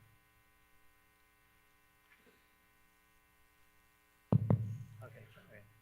I'm sorry, just a point of order on that one, because I missed, did you say that if the initial vote passes or fails, we move on to the second one? I think you're right. I might have said passes. I think I meant fail. Yes, Thank so you. if the vote for $8.8 million does not meet the 2/3 threshold, we will move to act on the $6,040,000 that Mr. Caprioli. That's what I thought. Thanks for correcting that. Yes. A little stressful up here tonight with all the AV. Do you have any other questions? Now, name and address, and do you have any other questions, or? I do, but I wasn't next, so. What? I do have a question, but I wasn't next. You were going to call on someone else, so. Oh, no, I was going to call on you next, actually. Okay. Yeah, so name, address. So, yes, now, Robert Gilmore, 35 Water Street. Sorry. I know that we're not keeping, I know that if this goes through, we don't keep any of the rowing equipment and the stationary bikes and all those things. But are we expecting to keep the parquet floors for the gym, etc., the swim pool? And if we are there any covenants in the agreement that guarantee that those will be usable once we take possession of the property? Anyone like to answer that? Mr. Johnson, if we can get the microphone to work. Ian Johnson, 9 Burtis Adams Way. I think as the town manager mentioned prior, we are right now in inspections through the entire property, including looking at the gym floor, the pool, etc. That is all in the purchase and sale, and if we find something unsatisfactory to us, we can back out of this purchase and sale without any payments being made. So it's that plus a multitude of other things, including HVAC, roof, structural issues, environmental issues, etc. Thank you. Thank you. At that point, the gentleman here, yes, show me your voting device, your first name, last name, and your street address, please. Hi, Carl Scheimer, 17. Can you make sure that that's on? I think you might have to press and hold till the light goes on, or. Got the scout coming down to help. Yes, can you hear me? Is that better? Carl Scheimer, 17 Wayside Road. Good. Sorry, could you maybe come down here? I know it's a hassle. Could you just come down here? Or go to the standing mic? Sorry. Steve, if you could have anyone come down and just check all these mics. Thank you, Ian. Thank you. Hi, Carl Scheimer, 17 Wayside Road. A couple things point out, that come out to me. It seems like we're talking about basically a commercial real estate transaction that's and it's kind of in my line of work, we talk about one-way door decisions and two-way door decisions. This seems like a two-way door decision. If we don't, a year from now, agree what we're going to do with the property, we can sell it. You can perhaps confirm that, but that's what it seems like to me. The second challenge is that when I have seen this process go through in other communities, it's always been about we're going to build and we're going to explain how we're going to pay for this with all the services that we would use at that property. And we're not doing that tonight, so it's a bit challenging. Other communities have tended to build a community center that's paid for with membership fees, and that supports the whole building and all of the facilities. So I'm wondering if we can get a commentary on that in terms of, when the gentleman talked about there would be $8 million to renovate. It seems a bit high if you're going to have this be a membership-funded rec center, and that would offset the costs and would perhaps give people understanding that this isn't really a $20 or $30 million project, but we're just buying the real estate, and it would be potentially funded by membership fees. Thanks. Thank you. Ms. Marshall, would you like to address the comment? Yes, Shelby Marshall, 7 Charles Street. So the Recreation Department and the Senior Center, many of their programs require user fees. Those fees would continue, and that pays for various aspects of programming, including coaches or educators, uniforms, what have you. We would not anticipate this be a membership model. I would say that your taxes are your membership. Thank you. Just before we go to the next speaker, anyone up here want a roving microphone? It's okay to, I don't see anyone. Anyone over here want a roving microphone? Okay, I see someone in the back with their hand up. You're not going to go next, so I'm going to, gentleman with the standing microphone back here. And then if another scout has another microphone down here from Ms. Allen, and then we got one in the back row, I think. So we'll do, yes, gentleman there. Ed Baldwin, 25 Mount Pleasant Street. I'm wondering what the options are if for some reason we can't fully utilize the space afterwards. Could we, as the previous speaker said, sell the building or rent some of it to a commercial entity or something like that? Mr. Edinburgh, address the question. Alan Edinburgh, 8 Nash Street.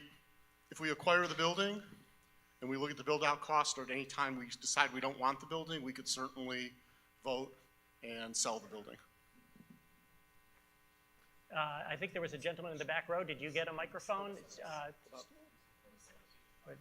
Could you stand, show me your voting device, first, last name, and address, please? Hang on just a second. Wait a second, hang on. While we get your mic working, I believe Ms. Williams was going to augment the last answer. So while someone gets that microphone working, Ms. Williams. Yeah, so just wanted to speak to the idea of leasing. So we are able to lease a certain amount of the property for commercial space. We actually, as long as the lease is structured in a particular way, we're able to lease a portion of the building. Thank you. Mr. Turok, did you get your microphone working? Andy Turok, 25 Imperial Court. Just curious, what other projects are coming where we're going to have addition to our taxes? Somebody. Such as the building on the golf course. Okay, let me see if somebody can address that. Ms. Marshall going to handle that? Ms. Marshall. Shelby Marshall, 7 Charles Street. So I'm not going to list all of them because projects in the town are always coming up. That's the reality of maintaining big buildings. So we heard from the library trustees tonight. We have the library project, the golf club recommendation, building reuse committee spoke to their recommendation. That has to be thought through to determine next steps. The school committee voted not to place an article on this warrant for air conditioning for the gymnasium. Hastings is an ongoing project. Those of you that attend town meeting have been part of that discussion for many rounds. And there are fire station in the future. Satellite fire station. So I'm not here to imagine what it could be, but there will be other projects. And I do think that as part of our capital, if you go to our town's website and the budget documents that are on the webpage, the capital expenditures plan clearly articulates what those future projects are and the anticipated time for them. Thank you, Ms. Marshall. Gentleman with the standing microphone back here has been waiting for a while. Show me your voting device, first name, last name, street address, please. First name Prentice, last name Go, 47 West Street. Thank you. So I just want to say, generally speaking, I'm against this. I think the price is too high. The first gentleman that spoke and made a presentation, although it may not have been that succinct that you might all expect, it was on spot because this property is not a great retail property. I've got a lot of experience retail properties, and it's just not a good location. In Steinmart went out of business. Boston Sports Club went out of business. It's got to be a better price than $8 million. Now, in addition to that, the first thing I initially thought I was going to say coming here was that I can't afford it. I'm 65, I'm a senior, and I don't need to spend another $200 a year on my taxes. That's it. Thank you. We'll come over here, Mr. Allen at this microphone. Sorry, Mrs. Allen, Mr. I saw it. Oh, I gave you the microphone first. Never mind, Mrs. Allen. We'll have the battle of the Allens here. Mrs. Allen, you may speak. Sorry about that. I did have the microphone sent her way. First name, last name, street address. Oh, you don't have a microphone. Oh, I thought somebody right here. Hang on. Oh, Walter, can you? Oh, here comes a scout on the way. All right, while we're doing that, anyone up here want a microphone? Somebody in the back row, can another scout pre-stage that, please, person? Thank you. And then, did you get your microphone, Mrs. Allen? First name, last name, street address, please. Good evening. Chris Allen, 8 Edward Dunn Way. And I'm particularly impressed by this wonderful turnout. So it proves that legislation does work and democracy does work when there's an issue that you all care about. I care about this issue. For many years, I've been working on the Master Plan Implementation Committee for the first one, second one, whatever. And again, it comes up, we need more space for seniors. And I'm now, as Steve is, speaking as a senior. This is a magnificent opportunity for the town to acquire a building in the center of town that's walkable, that's surrounded by restaurants, surrounded by amenities, has lots of parking, and you're not going to kill yourself when you're trying to turn out of the driveway to get back home.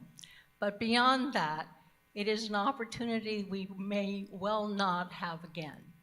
And it's one that, yes, it does cost quite a bit, but it would cost more to build a new facility. And this could be a magnificent addition to the town for all ages. So I urge you that think about it carefully, realize that it will help revitalize the downtown, which we've been talking for years, as well as add a community center that we've been talking about for years. And this is a unique opportunity to realize those goals. Thank you. Thank you. I believe we had given the microphone to a woman in the back row, or first row there. Yes, could you stand if you're able? Standing is a little difficult for me. If I may speak from my seat, can everybody hear me? Yeah, name and street address, please. I didn't catch it. Okay. Adriana Baltimore, 13 Summer Street in Westborough, right in the center of town. I came from a city of Somerville, 4 square miles. It had 3 senior centers, every one of them located on a bus line so people could get to them easily. I moved to Westborough in 2008, and of course, being a senior then, and even more senior now, I wanted to go to the senior center, but where was it? It was hidden. So to me, to make everything, what I want to say brief, a senior center that's within 7 minutes walking distance from where I am, sure, I'm all in favor of it. Thank you very much. All right, thank you very much. Wait a second. So this standing microphone here, again, name, address. Judy Meltzer, 15 Baldwin Court. Some of us are a little bit confused as to what the state of this purchase and sale agreement is, at what stage it is, and how could you enter into a purchase and sale agreement without the approval of this body? Thank you. Who would like to address that? Mr. Johnson. Sure. Ian Johnson, 9 Burtis Adams Way. It is under the power of the Select Board to enter into the purchase and sale agreement, but with our attorney here, there's a lot of conditions to it. Most importantly, the condition that if town meeting does not vote to support the article, then the purchase and sale agreement is null and void.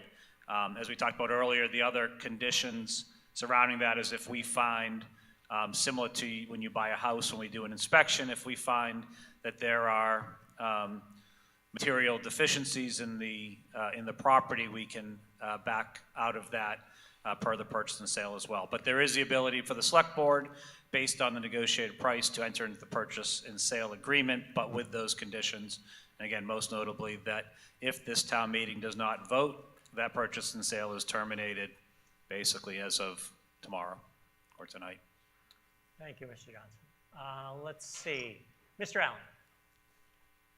Peter Allen, 8 Edward Dunn Way.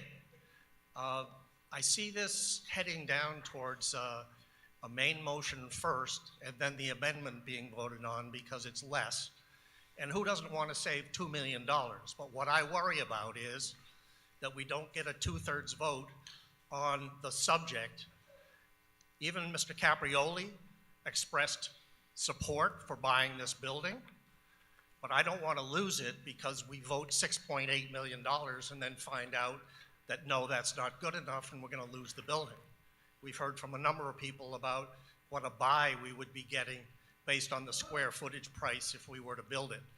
So I guess I'd like to hear from someone at the select table or from Ms. Williams, what would happen if we voted the $6.8 million and went to the people who own it? Is that the point at which we're going to lose it? I certainly don't want to have people voting against $8.8 million and then finding out we've lost the building. Thank you. I just want to correct you. Mr. Caprioli's motion was $6,040,000. So, yes, Mr. Johnson. Ian Johnson, 9 Burtis Adams Way. Just to be clear, the Select Board member Marshall and myself were the 2 Select Board members, along with Town Manager Williams, that were the negotiating party for this. We entered into the agreement, or basically into the negotiations with a much lower number than the $8.8 million.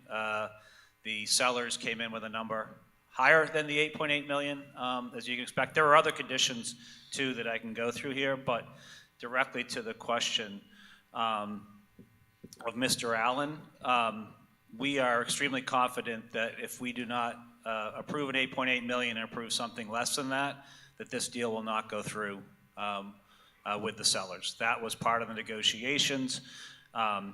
And I know that our town manager spoke to the same individual that Mr. Caprioli spoke to after he spoke, and I would have her speak because I was not party to that, but in discussions with her, I know that some of the things that were said that Mr. Caprioli either said or thought that he heard were different than what we heard. But I can state to you very strongly, we went through a long negotiating process. Just to note, we did settle at that $8.8 million. The seller wasn't happy. We weren't happy. Of course, we want lower, they want higher. That is the price that we settled on. It is a fee simple ownership of the building and land, as we showed on the plan. We did negotiate that we will not pay those common area maintenance charges for a period of 6 months after purchase. Very importantly, we receive indemnification from all environmental claims that may come upon that property. We all know what that property was before, and we receive indemnification from the sellers. Indefinitely on that. Limited liability related to claims made against the entirety of the property. And basically, as we said, we do have the ability, as we negotiate, to terminate this agreement if we find anything wrong with the property that is not to our satisfaction. So again, it was a negotiation on price. And as I said at our select board meeting, we are taxpayers as well as you. We worked hard to negotiate what we believe is the best price for the town. That was the number we came to at 8.8 that we believe will get this deal done. I would encourage you, if 8.8 is too much, that you can't do it, to vote to defeat the article. That is your right. I will say, though, is if it doesn't get voted on 8.8 and it goes to, and you vote in favor of the 6.04, I do not believe that we will get that piece of property from the seller at that price. Thank you. Thank you very much. The next person I saw, Mr. Silverberg, was down here and he went up there. So Mr. Silverberg. Mark Silverberg, 7 Hang on. Weld Street. Yes, Mr. Caprioli?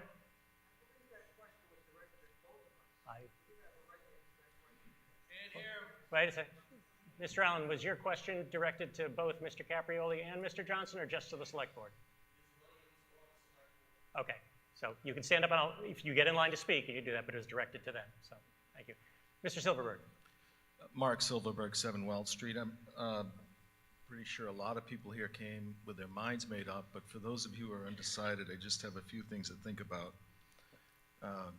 I think the 8.8 is a fair price for the property, and the reason I think that is in 2016, 57 East Main Street, that's the building across from CVS, the Montessori school and so forth is in there.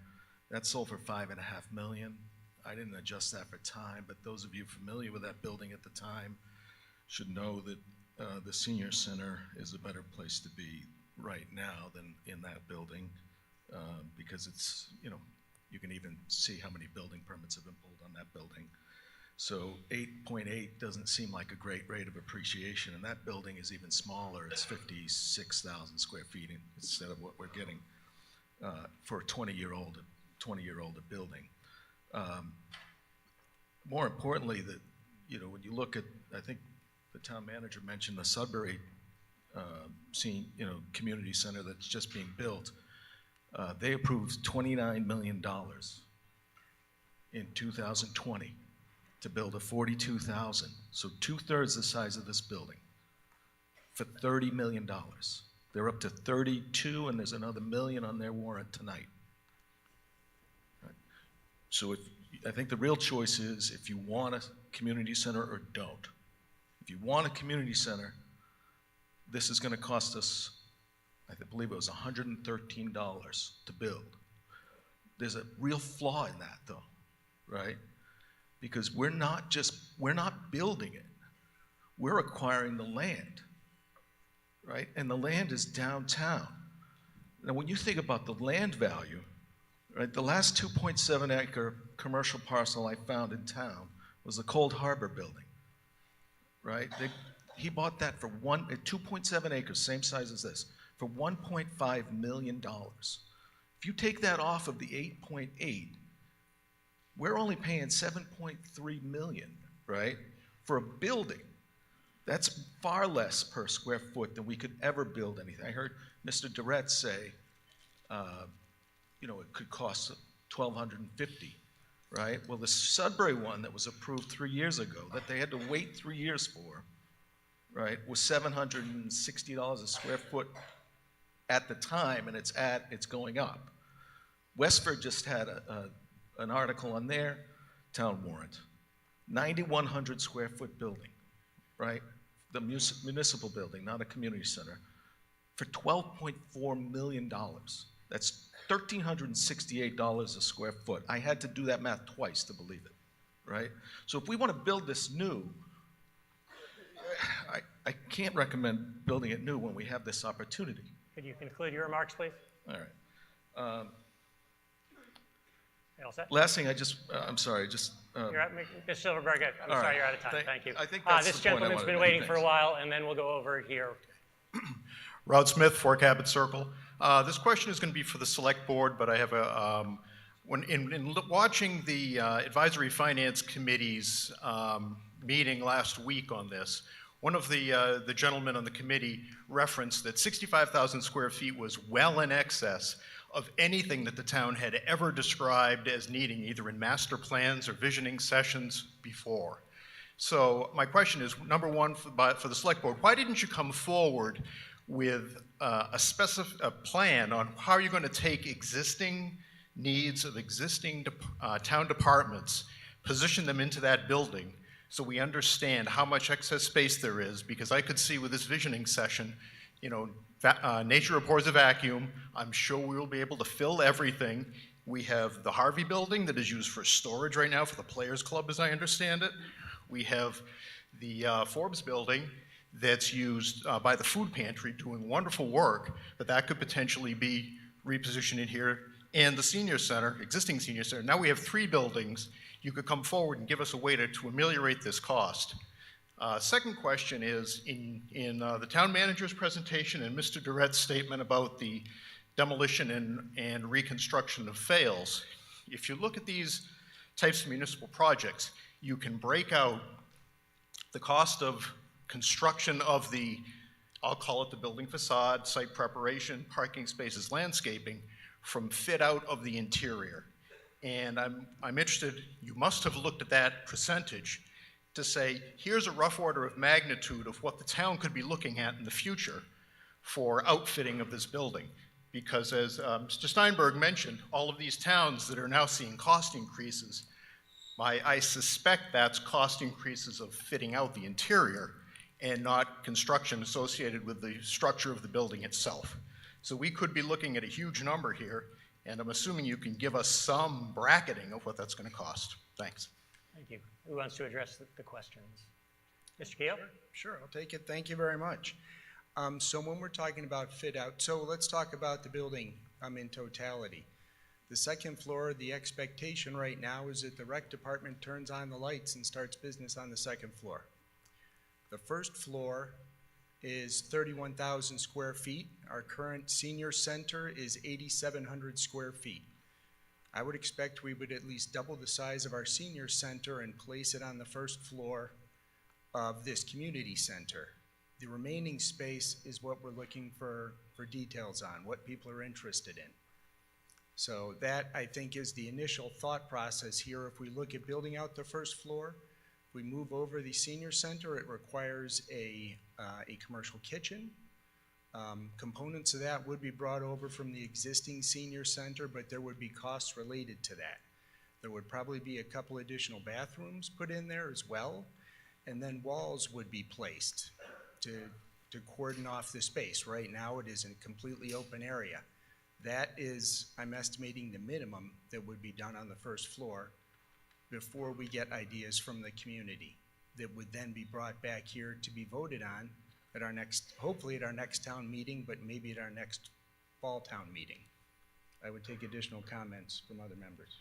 Quiet. The second question, anybody want to address the second question about the fit out? It was essentially he said that using a percentage of the fails for essentially for fit up of the building. Oh, yeah. Yeah, so we're saying really that's just the internal of the building. There is nothing externally that we are expecting to be required of this building. So all just internal. Right now the expectation is really just the first floor, on the first floor. So, you know, that's why I think we showed the sale of real estate account with nearly $2 million. We showed the Pulte account with $2 million. That is what we believe the number that we are roughly looking at. Thank you. Mr. Harrington.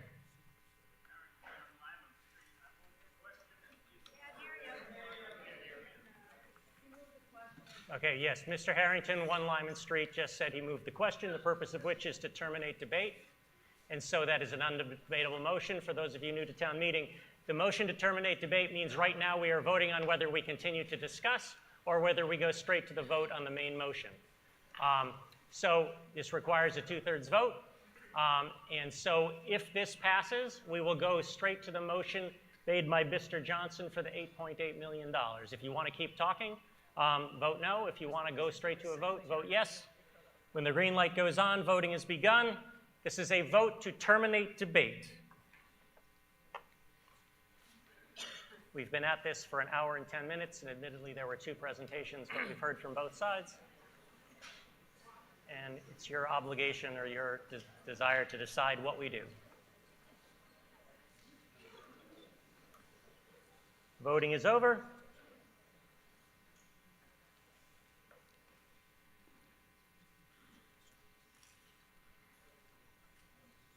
We have a vote of 453 in favor, a vote of 92 opposed.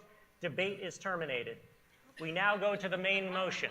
Now, as I mentioned before, our town has a bylaw that rather than addressing Mr. Caprioli's amendment directly, because the only difference is in the amount, our bylaw says when that's the only difference, rather than going through the bureaucratic machinations of voting on an amendment or not, we start with a higher number.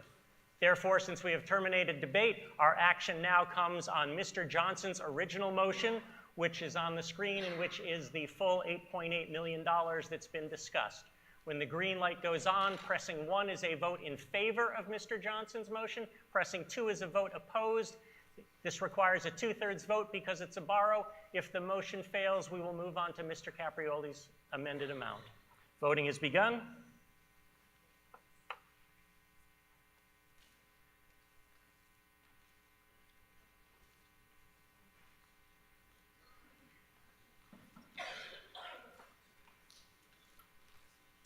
Voting is ended.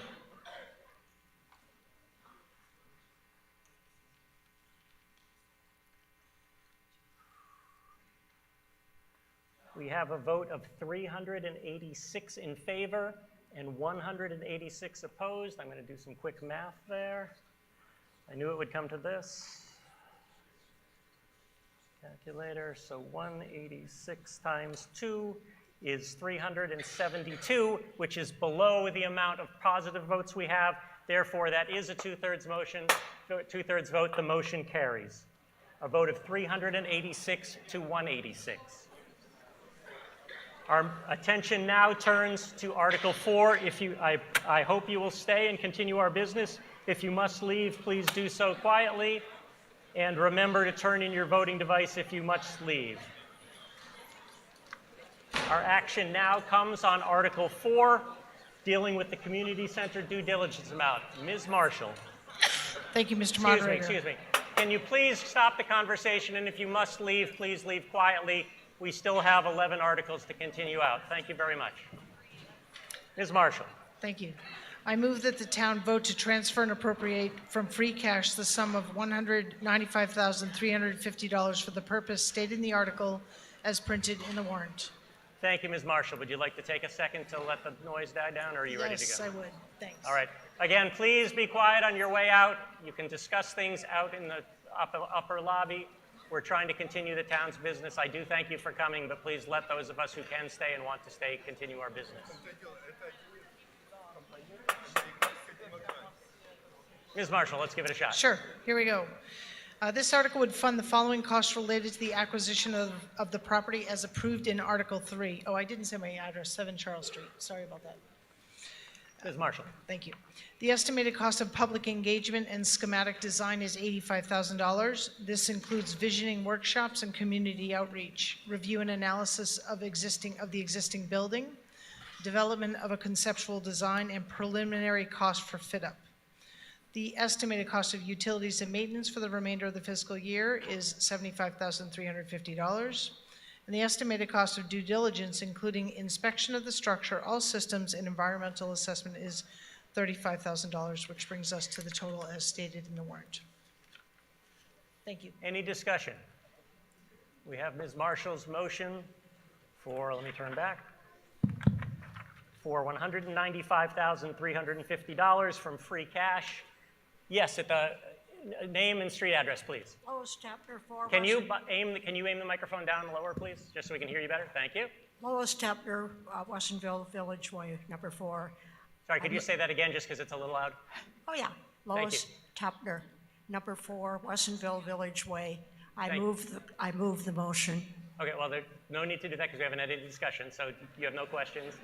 Well, at least I'll If there is no approve the discussion, we second. will go straight to the Second. vote. That's okay. Do you have a question, ma'am, at the mic? I do. Yes, name and street address, please. Jody Fredman, 7 Cook Street.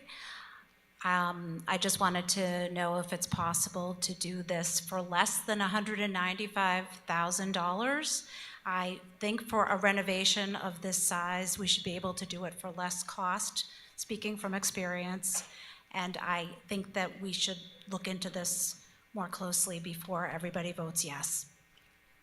Thank you. We have a question about cost estimates. Ms. Williams. So the entire 195,350 is broken up into several different costs. So 85,000 is for the community engagement and schematic design. There's approximately 75,000 is for the rest of fiscal year 24. So once we close on the property, we'll immediately be responsible for utilities. So that's that 75,000. And then 35,000 is for due diligence, so those inspections that we've been talking about. So the cost for public engagement, schematic design, visioning sessions, all of that, that's 85,000. And it's a free cash article, so there's no tax impact. Thank you. Seeing no further requests for debate, our action comes on Ms. Marshall's motion to transfer and appropriate from free cash $195,350. When the green light goes on, pressing 1 is a vote in favor, pressing no is a vote, pressing 2 is a vote opposed. Voting has begun.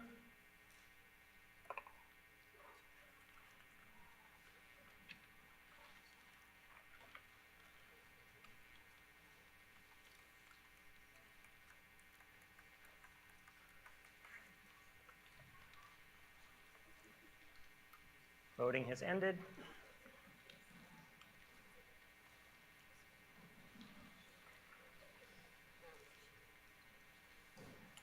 We have a vote of 312 in favor and 73 opposed. That is a majority vote. The motion carries. Moving on to Article 5, dealing with settlement funds. Mr. Edinburgh. Alan Edinburgh, 8 Nash Street.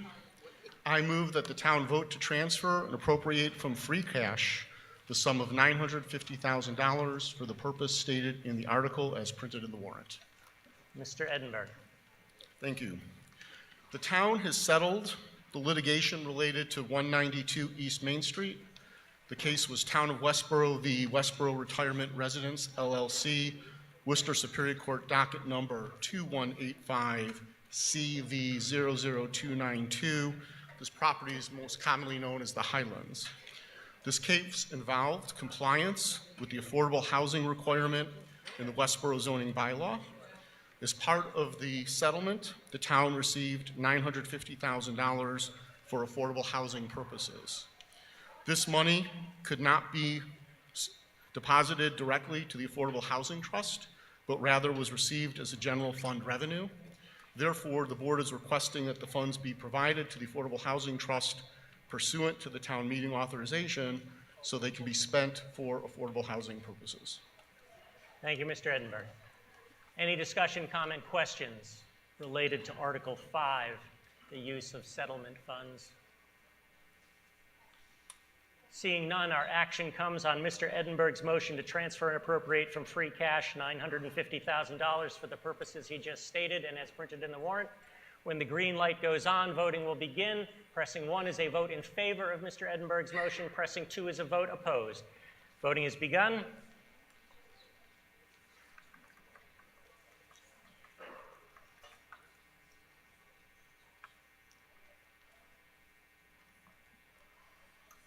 Voting has ended.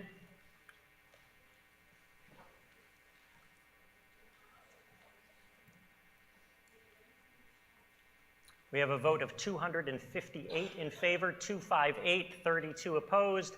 The motion carries. That is a majority vote. Our attention now turns to Article 6, dealing with opioid settlement fund money. Mr. Keogh. Sean Keogh, 5 Yorkshire Circle. I move that the town vote to transfer and appropriate from free cash the sum of $38,917.70 for the purpose stated in the article as printed in the warrant. Mr. Keogh. So money received as part of the opioid settlements must be spent as prescribed in the settlement agreements. And this article would appropriate this money to be spent as required by those agreements. At the December 2022 special town meeting approved a transfer of $224,199.85. We had received it as an article to be spent under the requirements of these same settlement agreements. This money is in addition to that original settlement. Under state guidelines for expenditures of settlement funds, plans developed by municipalities should incorporate community input from those directly affected by the opioid epidemic, address service disparities to increase access and equity in treatments and services for OUD, prevention and harm reduction relating to opiates, and leverage existing state, city, town, and community opiate use disorder, mental health disorder, and behavioral health disorder programming and services. Thank you, Mr. Keogh. Questions, comments, advocacy, for or against? Seeing none, we see the AFC recommends in favor, the Select Board recommends in favor. Our action comes on Mr. Keogh's motion to transfer and appropriate from free cash the sum of $38,917.70 for the purposes in the article. When the green light goes on, voting begins. As is our tradition, pressing 1 is a vote in favor, pressing 2 is a vote opposed. Voting has begun.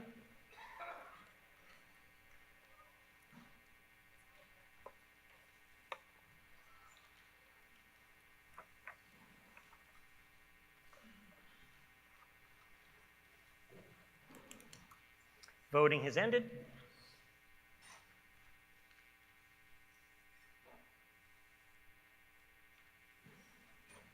We have 261 in favor, 24 opposed. The motion carries. That is a majority vote.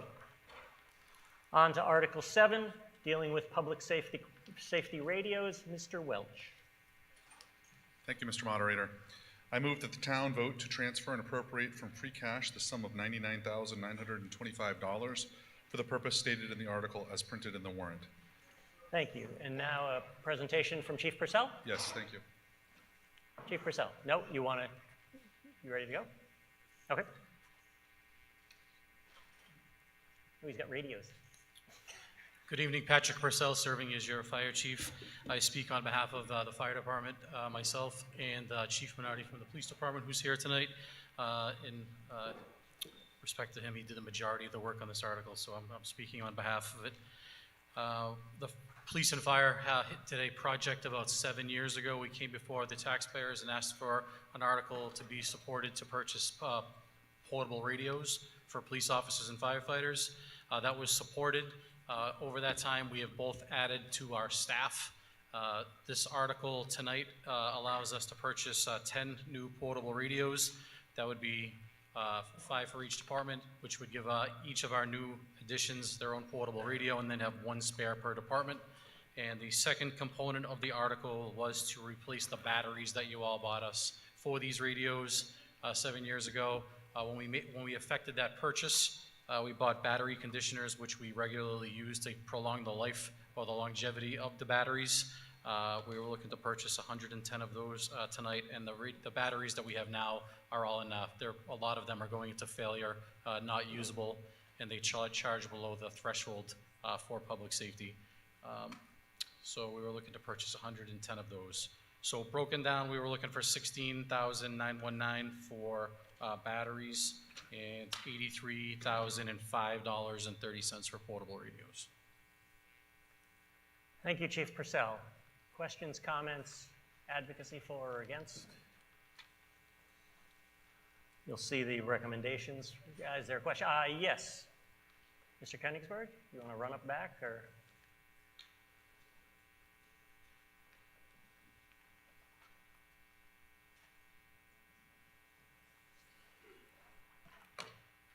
Yeah, Andy Königsberg, 3 Smith Street. I just want to get it clarified. Do the quick math here. That's about $8,000 radio? Yes. Okay, that just, my mind boggles to that number. Thank you. All right. Yes, could you come to the microphone if it's not too much trouble, or? Actually, I recognize the gentleman coming from the stands first. If you could stand to the side, please. Okay, sure. And then you can go after that. Sorry, I saw him first. Okay, that's good. Name and street address, please. Brendan Broder, 26 Church Street. Sorry, I did not mean to jump the line. Just a quick question. Very much support public safety and understand that the radios need to work. Why do the radios cost $8,000? It does seem like a lot.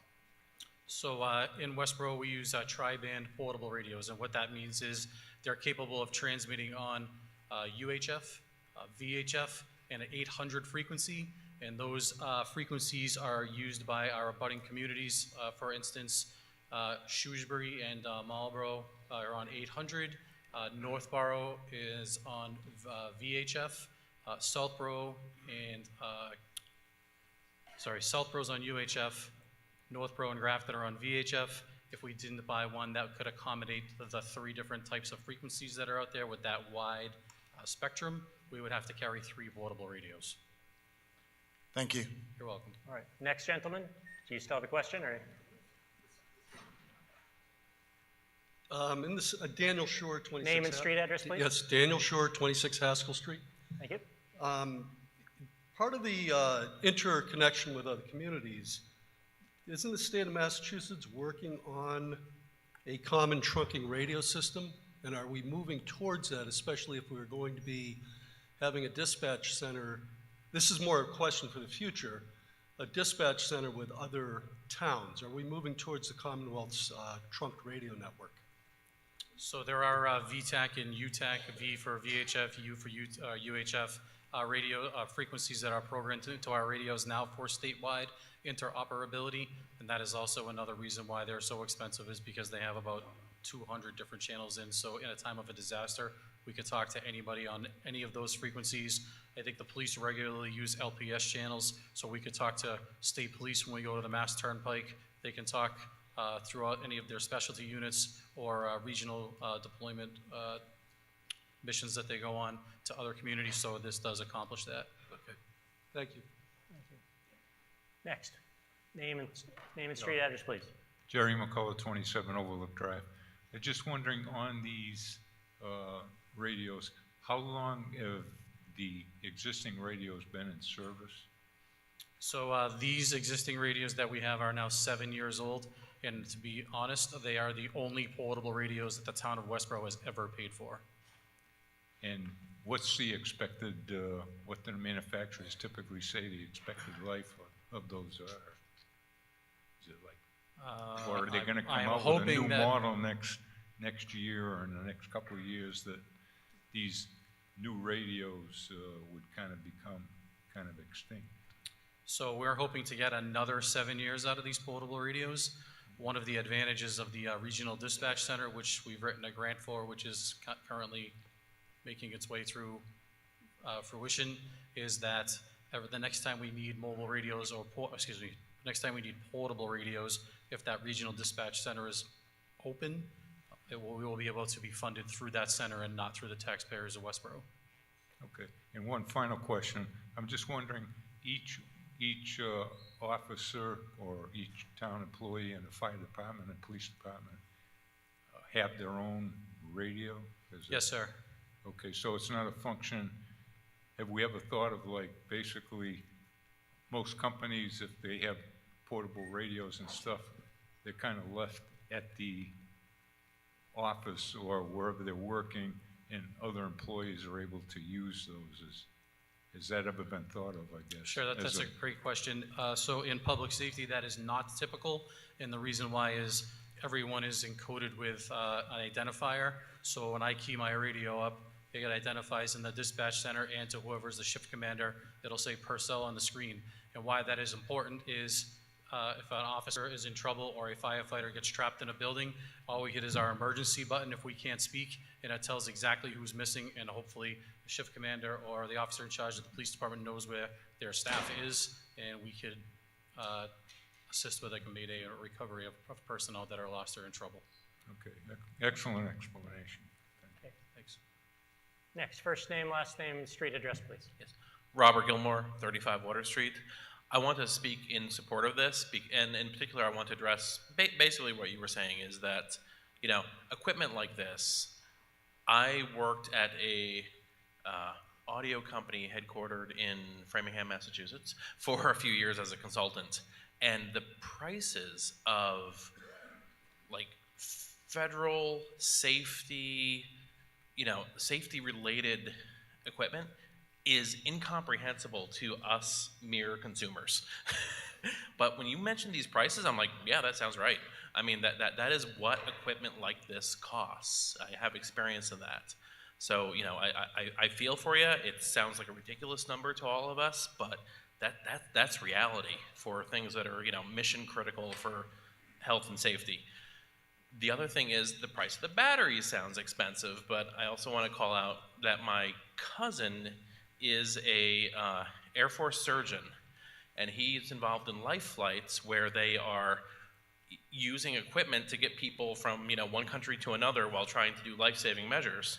And he tells me regularly that his batteries are dying. They have to have like a stack of batteries and keep swapping them out because they can't get the things replaced because they need so many approvals in order to get new equipment. So the prices of these batteries, the prices of these radios, they're incomprehensible to us, but that is the reality. So I support this. Thank you. Thank you.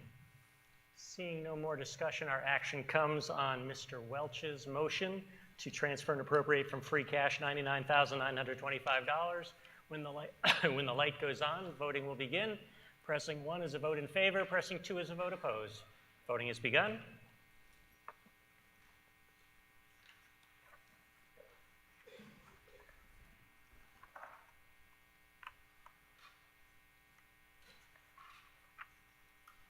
Voting has ended.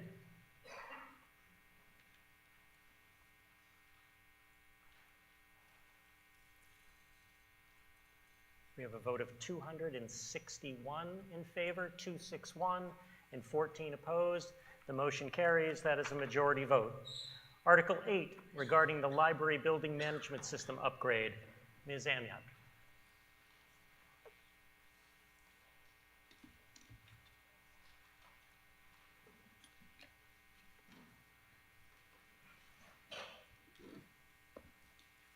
Thank you, Mr. Moderator. Maureen Amiot, 6 Arch Street, Library Director.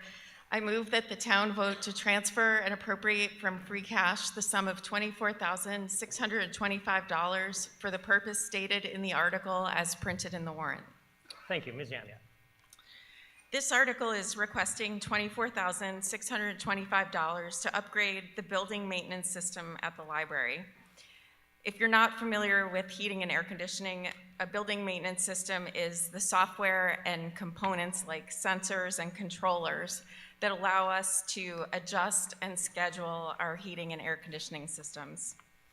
The current system is several generations past its end of life and is no longer supported. This means it no longer receives security updates, so there's a risk that the system software could be exploited or hacked. Since it's on the town network, having an unsupported system exposes the network to risk, and that is not allowed. When it was first installed in 2012, I was able to log in remotely from my laptop if temperatures needed to be adjusted or schedules needed to be changed. As the software and hardware changed with updates, we decided to wait until our renovation and expansion project to upgrade. A security patch caused my remote access to no longer work, so I was only able to access the system from my desk at the library. Okay, not a big deal, no problem, I made it work. A subsequent upgrade caused the system to be incompatible with Chrome or other modern and secure internet browsers. I could then only access it through Internet Explorer. Also not the greatest. Around the same time, I lost access to a rooftop unit that provides outdoor air to the building when a power surge fried that unit. The unit operates, but I'm unable to change any of the settings on it without this upgrade. Again, we thought renovation was closer on the horizon, and we plan to address it as part of that project. Fast forward to today. Internet Explorer is no longer supported by Microsoft, so the system forced me to open the connection in Microsoft's new internet browser, Microsoft Edge.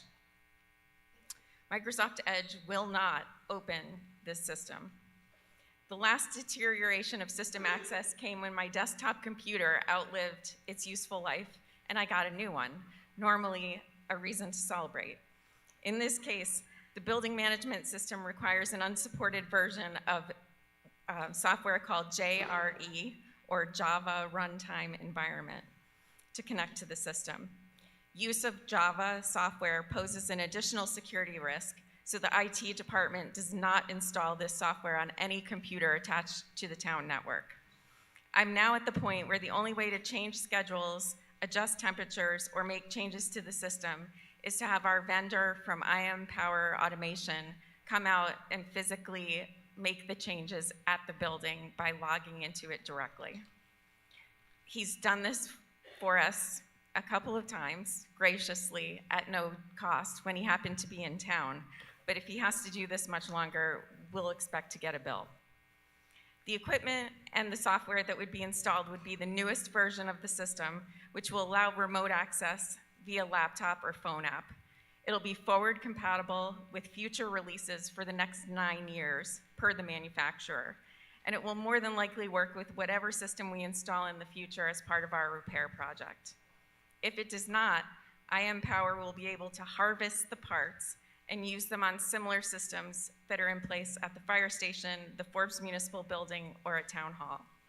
It's funds that will be well used to fix an urgent security and building management issue for us, especially as heating season is approaching. Thank you. Thank you. Any discussion? You see the recommendations from the Advisory Finance Committee and the Select Board. Yes, Mr. McCullough? I'm just wondering, we're Jerry McCullough, 27 Overlook Drive. I'm wondering, did you get all your information on the building management system strictly from the company or person that's presently maintaining your equipment?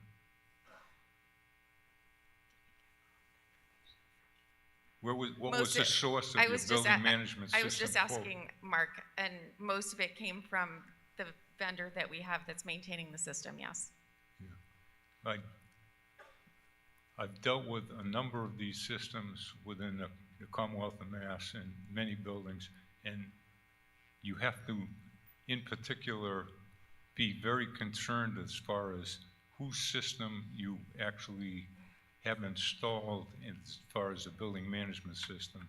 And it sounds to me like I would maybe defer to Steve Durrett if he's still here, as far as what they may be doing at the school department as far as building management systems, or at the town hall, or some of our other buildings, the fire station, police station, Forbes building, so that we get one system by one company manufacturer, and you have all the pieces that are gonna be compatible with each other, so that you almost have one point of contact, and then you have one system to basically maintain. That's what we're asking for with this. We are all on the same system. Ours is just extremely outdated. The others in the Forbes building, the town hall, the fire station, have been upgraded or had installed newer versions of what we have that was installed in 2012. So whose system is it? Is it It's Johnson Controls? Is it? Yes, Johnson Controls. Oh, okay, okay. Well, Do you want to speak to that, Mark? Yeah, that's fine. Oh, okay. He was just saying it's Johnson Controls. Okay. Thank you. Seeing no one else, our action comes on Ms. Amiot's motion to transfer and appropriate from free cash $24,625 for the purposes stated in the warrant. When the green light goes on, pressing 1 is a vote in favor, pressing 2 is a vote opposed. Voting has begun.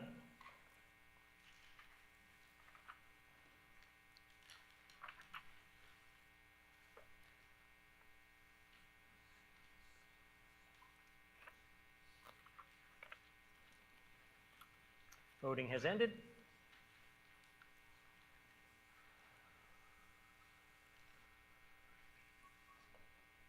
We have a vote of 240 in favor, 21 opposed. The motion carries.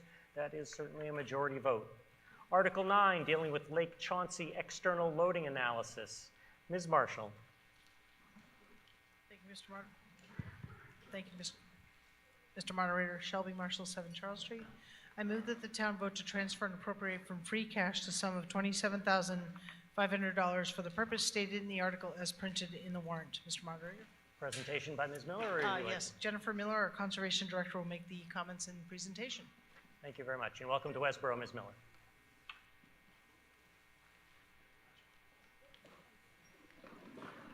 Good evening, everyone. Jennifer Miller, Conservation Director.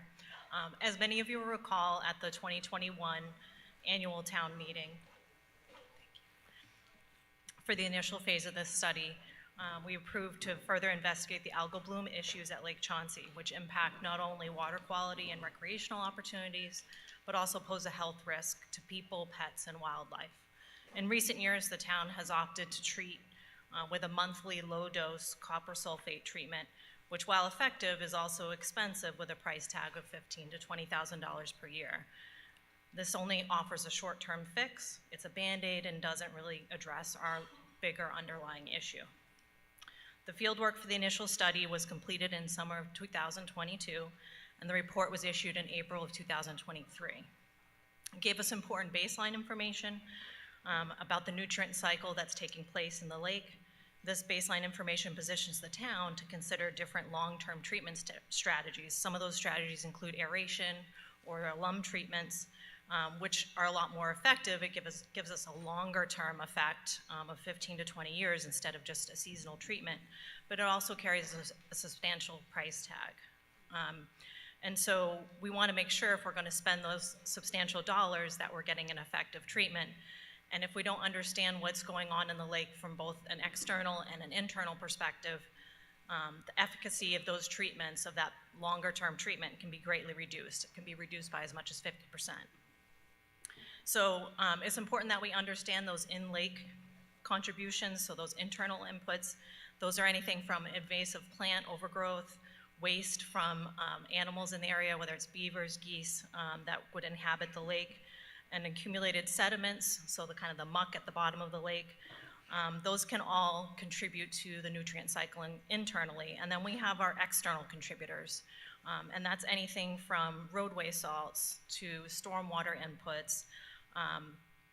And it's important for us to understand those external contributions because they can have a big effect on how effective those treatments are if we do the longer term treatments. So the motion before you tonight proposes to take a more in-depth look at those external treatments, those external contributors through refined watershed mapping. So we'll take a look at specifically at the Chauncey watershed. Land use analysis, so looking at what do we have in our surrounding area to Lake Chauncey, what type of land uses do we have, especially those that might have high fertilizer contributions. Stormwater drainage mapping, and the on-site septic system survey. So any septic systems that are in the area would be surveyed, and looking at the age, if there's any issues with any leaks. And we would also look at or assess the lake to watershed ratio. So it's a pretty good sized watershed, and how does that affect the lake? So in total, all of that comes at a price tag of $27,500. And if you have any questions about the project, I have some slides that I can go through that we went through with the Board of Selectmen and the Finance Committee, but I just wanted to give some basic background information to start us off. Thank you. Questions, comments, deliberation, advocacy? Seeing none, our action comes on Ms. Marshall's motion to transfer and appropriate from free cash the sum of $27,500 for the purposes stated in the article as printed in the warrant. When the green light goes on, voting will begin. Pressing 1 is a vote in favor of Ms. Marshall's motion. Pressing 2 is a vote in opposition. Voting has begun.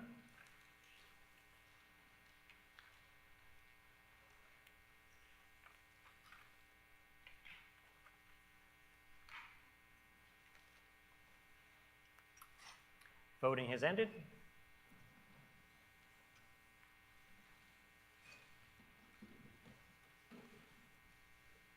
We have 206 in favor, 206, 16 opposed. The motion carries. That is a majority vote. Article 10, dealing with roadway acceptance of Quick Farm Road. Mr. Payant.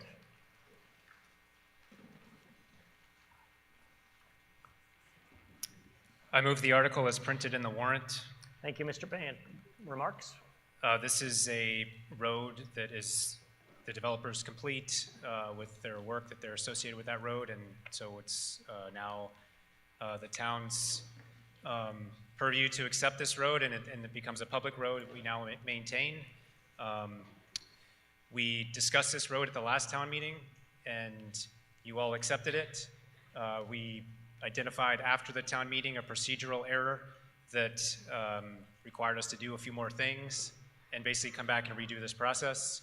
So here again, asking for you to, again, accept this road. Thank you, Mr. Payant. Any discussion, questions, advocacy? Lack of advocacy? Seeing none, our action comes on Mr. Payant's motion to move the article as printed in the warrant, essentially accepting as a public way a portion of Quick Farm Road. When the green light goes on, voting will begin. Voting is begun. As always, pressing 1 is a vote in favor of Mr. Payant's motion. Pressing 2 is a vote in opposition. Voting is underway.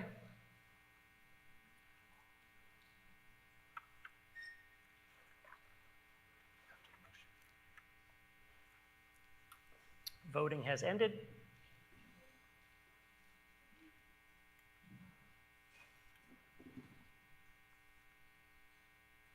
We have a vote of 178, 178 in favor, 18 opposed. The motion carries. That is a 2/3 vote needed to accept a roadway. Turning our attention to Article 11, establishing dimensional zoning regulations for a building in M1 district. Mr. Payant. I move the article as printed in the warrant, removing therefrom the words "and site work" and establishing the setbacks as minimum front yard equals 25 feet, minimum side yard equals 25 feet, minimum rear yard equals 25 feet, maximum structure height equals 60 feet. Thank you. So again, that's slightly different than what's in the warrant. So essentially, that is making the setbacks more constrained, so the motion is in scope. Mr. Payant, remarks.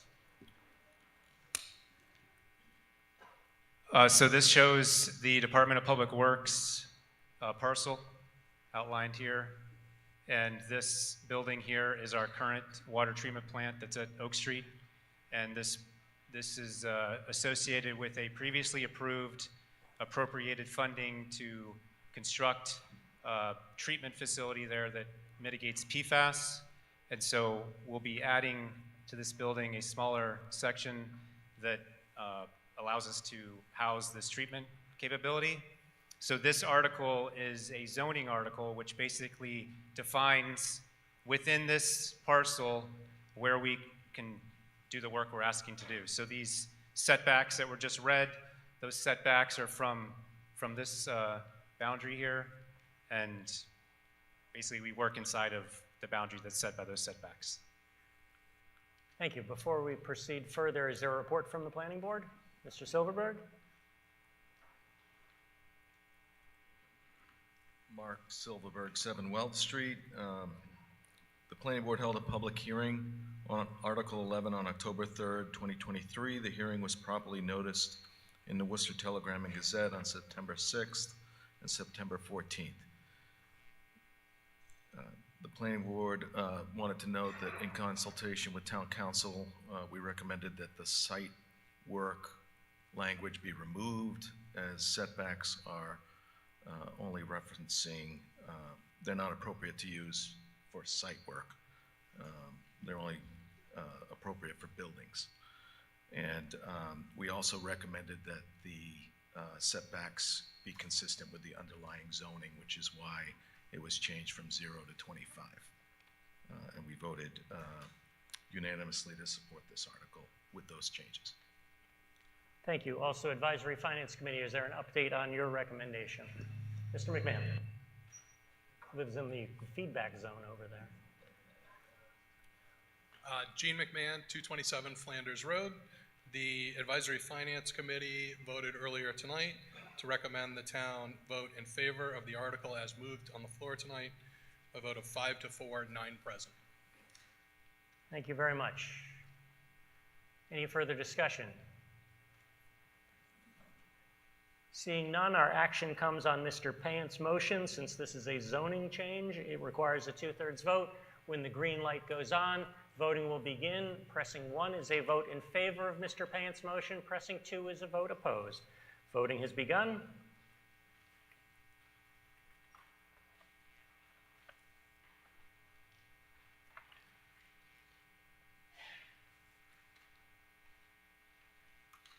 Voting has ended.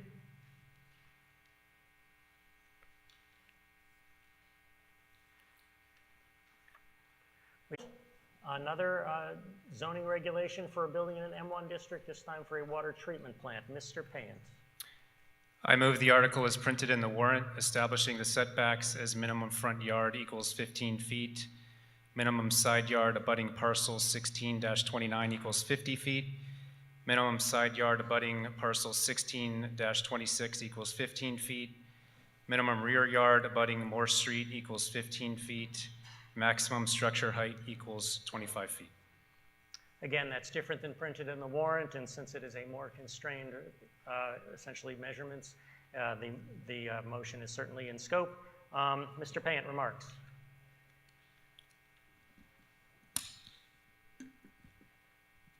So similar to the previous article, this is the parcel we're talking about. So this is Upton Road, heading this way is the downtown.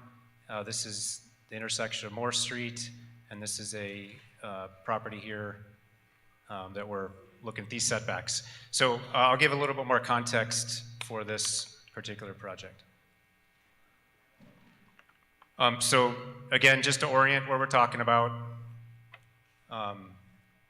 Upton Road, Hopkinton Road, an intersection with Moore Street.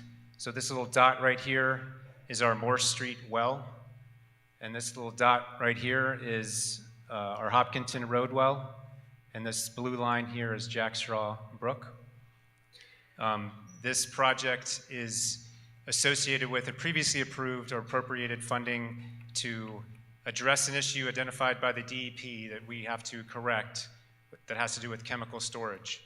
So, and I'm providing this additional context because of this word chemical that sometimes, you know, raises concerns in terms of chemicals and the potential for bad things to happen.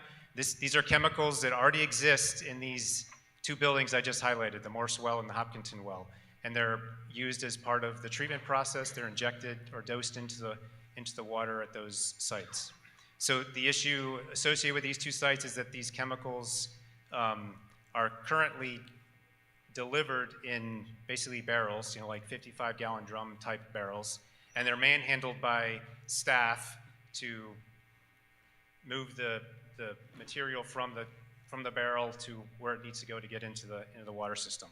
And the containment for that, if something were to spill, is not to the standard it should be. And so we looked at this, so this has been identified for a number of years. We looked at some temporary options or some options that would allow us to ourselves just install something to correct the issue. Those options were exhausted and don't address the issue. So the solution is a centralized building that is located here on this property we're talking about tonight that allows for those chemicals to be delivered in bulk, and they're stored in a tank, and the proper containment systems are constructed to allow, if there was a spill, it would all be contained on site in the storage. And I'll show you a picture in a second. So this building is about 18 feet by 36 feet, relatively small footprint, but it allows us to address this issue associated with these two well sites. The challenge with these well sites is this building here. As you can see, its proximity to Jackstraw Brook, and this well here, again, proximity to Jackstraw Brook. They're both in the floodplain, and there are a number of restrictions associated with any expansion or construction we can do at those sites. So the answer of the solution that we've come up with is what I described before, which is a a building that consolidates into something like this. So this is there's a lot of stuff in this slide, but I'll show you real quick. This is the outline of the building, so 36 feet by 18 feet. This is the inside, so there's 4 different chemicals that are dosed out of the building. So this is the largest one. It's about a 4,000 gallon tank, and then several smaller ones that house smaller amounts of the other chemicals. And those chemicals are delivered in a truck. This is the largest one. It would probably be about 5 deliveries a year of a truck driving up, downloading filling the tank, and then it comes back, several months later. So not something that's happening all the time, and we're not seeing delivery trucks every day. It's every 5 months or so we're getting delivery. And we already do that for the 2 wells, because those wells already have these chemicals there. We're just trying to address a problem in terms of safety and containment for this, all of these chemicals. So in terms of the containment, this is a concrete structure here with a subfloor, and basically if something were to spill, it would fall into this containment area out, this defined by this concrete, and it would just sit there, and then we'd clean it up, essentially. And the requirement is that we have 110% capability to contain, so 10% more than what the volume is. And the design we have actually is a little bit more than that, so there's substantial containment for any material we're going to have in this building. So if something does spill, which it hasn't, as far as I know, ever here, we've got plenty of safety mechanisms in place to solve that problem. So that's the kind of the backstory, but the article is to set those boundaries for inside this parcel where we can construct this building. Actually, there's one more piece I'll show you. So this is the Moore Street well. You can see what it looks like. You see it every day when you drive down Upton Road. And this is Hopkinton, and again, you see it if you drive to the transportation or anywhere else. You're going to drive right past this thing. And the building we're talking about would be something similar to this. It's not completely designed yet. It is although it's going to just be across the street from the Morse well, we recognize there's residents that live nearby, and so the intent would be that the exterior of the building be aesthetically pleasing, I guess you could say, so that it looks kind of residential and kind of fits in with the environment. That's not completely figured out yet, but that's the intent, because the project isn't fully designed yet. And then this is just a picture on the side of Upton Road. And if you drive down there now, you can see this area right here. It's already disturbed. It's been previously disturbed from, I believe, a previous project from years ago that they use this as a laydown area for material and equipment, as I understand it. So this location is, it's not pristine. I'm talking about this area here and a little bit further back into these. This is just, actually this is all mowed. If you drive by tomorrow, it's all cleaned up because we mow it annually. So we're not talking about like going in and tearing down, pristine forests. We're talking about it was deliberately picked because of its access off of Upton Road. It's town-owned, and it's been a previously disturbed location. We've already talked preliminarily with the Conservation Commission. There's plenty of permitting that goes along with this project, but we've put the concept out there in front of them, so they are already aware that it's coming. So there's been some homework done already, including the planning board hearing to put this out there. So again, we're still a few steps away from execution, but this is just to familiarize you with what we're doing, and ultimately we're here tonight to vote on the setbacks. Thank you, Mr. Payan. Mr. Silverberg, Planning Board report. Mark Silverberg, 7 Weld Street. Planning Board held a public hearing on Article 12 on October 3rd. That was again properly noticed in the Telegram and Gazette on September 6th and September 13th. We recommended again that the words site work be removed after the advice of Town Council. And we also recommended using the underlying setbacks with the exception of the parcel, the I'm sorry, the boundary that abuts parcel 16-29, after hearing concerns from the residential neighbors, we recommended that that setback be increased to 50 feet. And since it's a 2.5 acre parcel with a building that's less than 700 square feet, we didn't feel that that would inhibit the project at all. They should have plenty of room for a building that size. And also recommended that the story height be reduced because there's no, I don't think we would want a 3 or 4 story building there out of respect to the neighbors. Yeah, what was the vote? Yeah, thank you, Gene. We voted unanimously to support Article 12 with those changes. Thank you. Mr. McMahon, report from the Advisory Finance Committee. Gene McMahon, 227 Flanders Road. Earlier this evening, the Advisory Finance Committee voted to recommend the town support this article by a vote of 6-3, 9 present. Thank you, Mr. McMahon. Discussion, questions? Yes, could you go to the standing microphone, name and address, please? David Buffo, 21 K Street. If I understood your explanation correctly, Mr. Pan. Can you speak a little louder, please? Oh, if I understood your explanation correctly, Mr. Pan, at the completion of this, the chemicals would be delivered obviously to this building, but there would no longer be chemicals being delivered at the buildings at the various wells. Is that correct? So this would basically replace what's happening at those wells. Correct. So net, it's probably a wash in terms of the number of times and the amount of chemicals that are coming in. Is that correct? I mean, we're not doing this because there are more chemicals that are being required. We're doing this just as a means of providing more environmental protection for the delivery of the same amount of chemicals as present. Is that correct?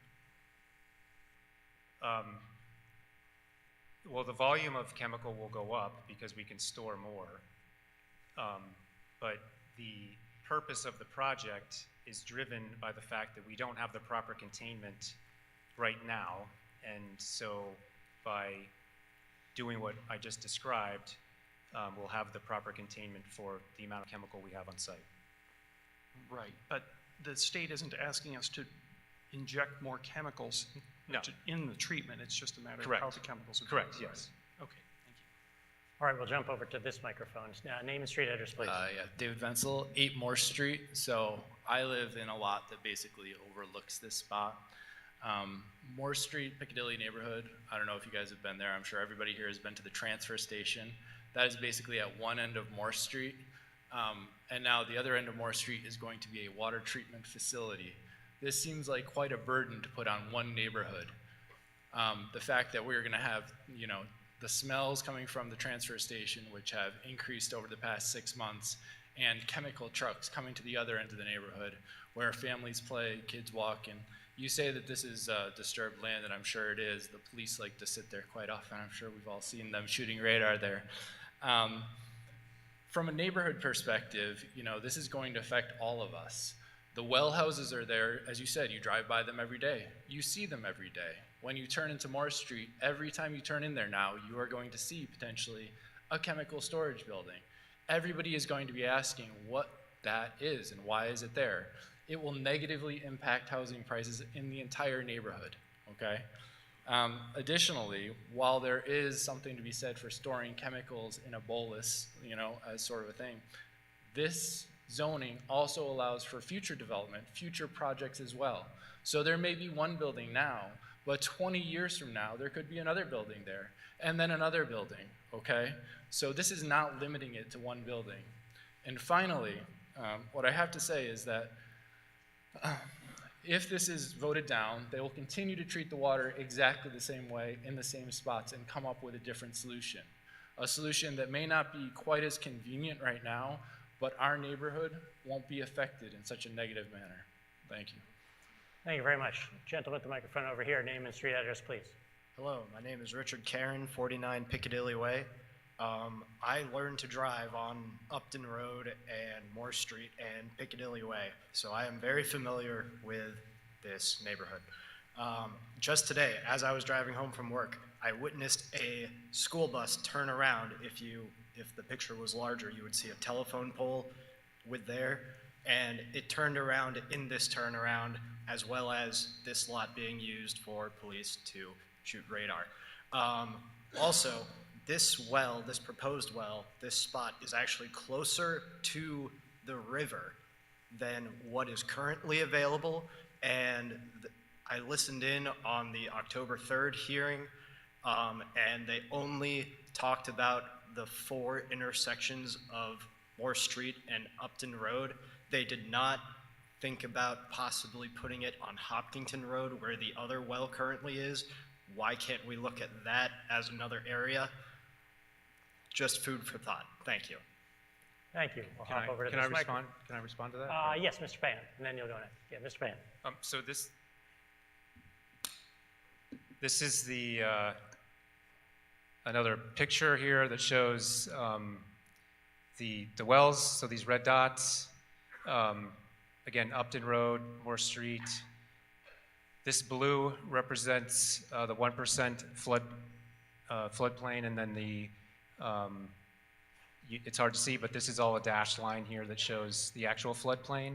So I'm sorry, this is the Moore Street well, and this is the Hopkinton well. So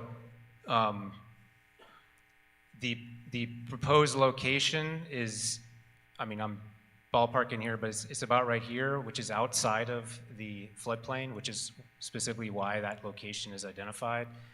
The other locations here and here don't offer the, I mean, if we're gonna put a new building in, then, and it's our choice, we're not gonna put it in a floodplain. If we can choose not to. And so that's why we selected that location. Thank you. Gentleman back here, name and street address, please. Hello, Will Wallace, 22 Moore Street. I'm in favor of treating the water. I'm just not in favor of storing chemicals near the neighborhood. We have other properties that could be suited for this use. Why don't we look at those? Yeah, that's also one other thing. Once the chemicals are dropped off, they need to be moved into one of these wellheads. Why does that move have to be so close to the wellhead? Mr. Van? Yeah, I can answer that. So again, I'll just reference this map. So again, here's the Morse well, here's the Hopkinton well, here's generally where we're talking about this facility.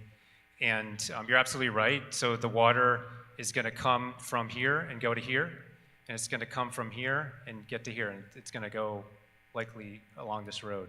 So there's going to be a water pipe that's going to be put down to bring the water to the facility, then it's going to be dosed, and then it's going to be allowed to enter the system. So is there a possibility you could put the building somewhere else? Absolutely, but you're going to pay for that because you're going to have to send that water further through pipes to get to wherever you need to go. This location, it's town-owned, it's out of the floodplain, it's in close proximity to the 2 wells, which is why we selected that location. Thank you. We'll come over here, back to this microphone. Name and street address, please. Alan Burrell, 18 Moore Street. Could you put up the floodplain map again, please?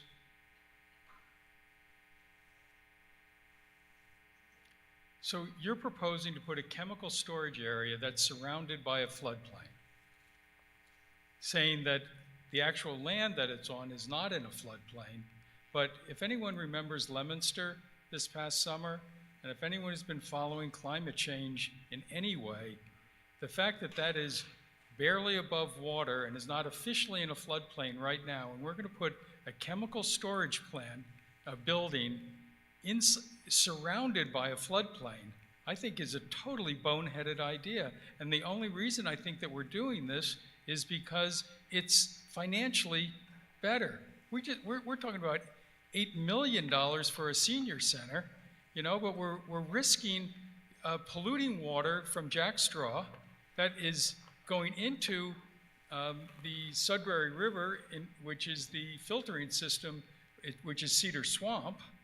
So it's not just what happens right in that area right there, but if something goes wrong, and you're all the assurances that we're hearing that nothing's going to go wrong, 110%, capacity to contain, and all of that. I'm sorry. As a neighbor who lives next to this, I am not convinced that this is a good place, and I'll pay more money to put it in a safer place where our children aren't affected, and because this is going to be forever there. And as someone just mentioned, we can put more buildings on that lot the way this is written. And I think we need to go back to the drawing board and look to a different place that has less of an impact on the neighborhood, on our kids, is not surrounded by a floodplain, and not look at what's economically expedient. I think I strongly object to putting a building of chemical storage right there. Thank you. Can We'll I just? Yeah, I yes, just Mr. want Payan. to. I just want to be clear. I respect your comments, but the chemicals we're talking about are already here.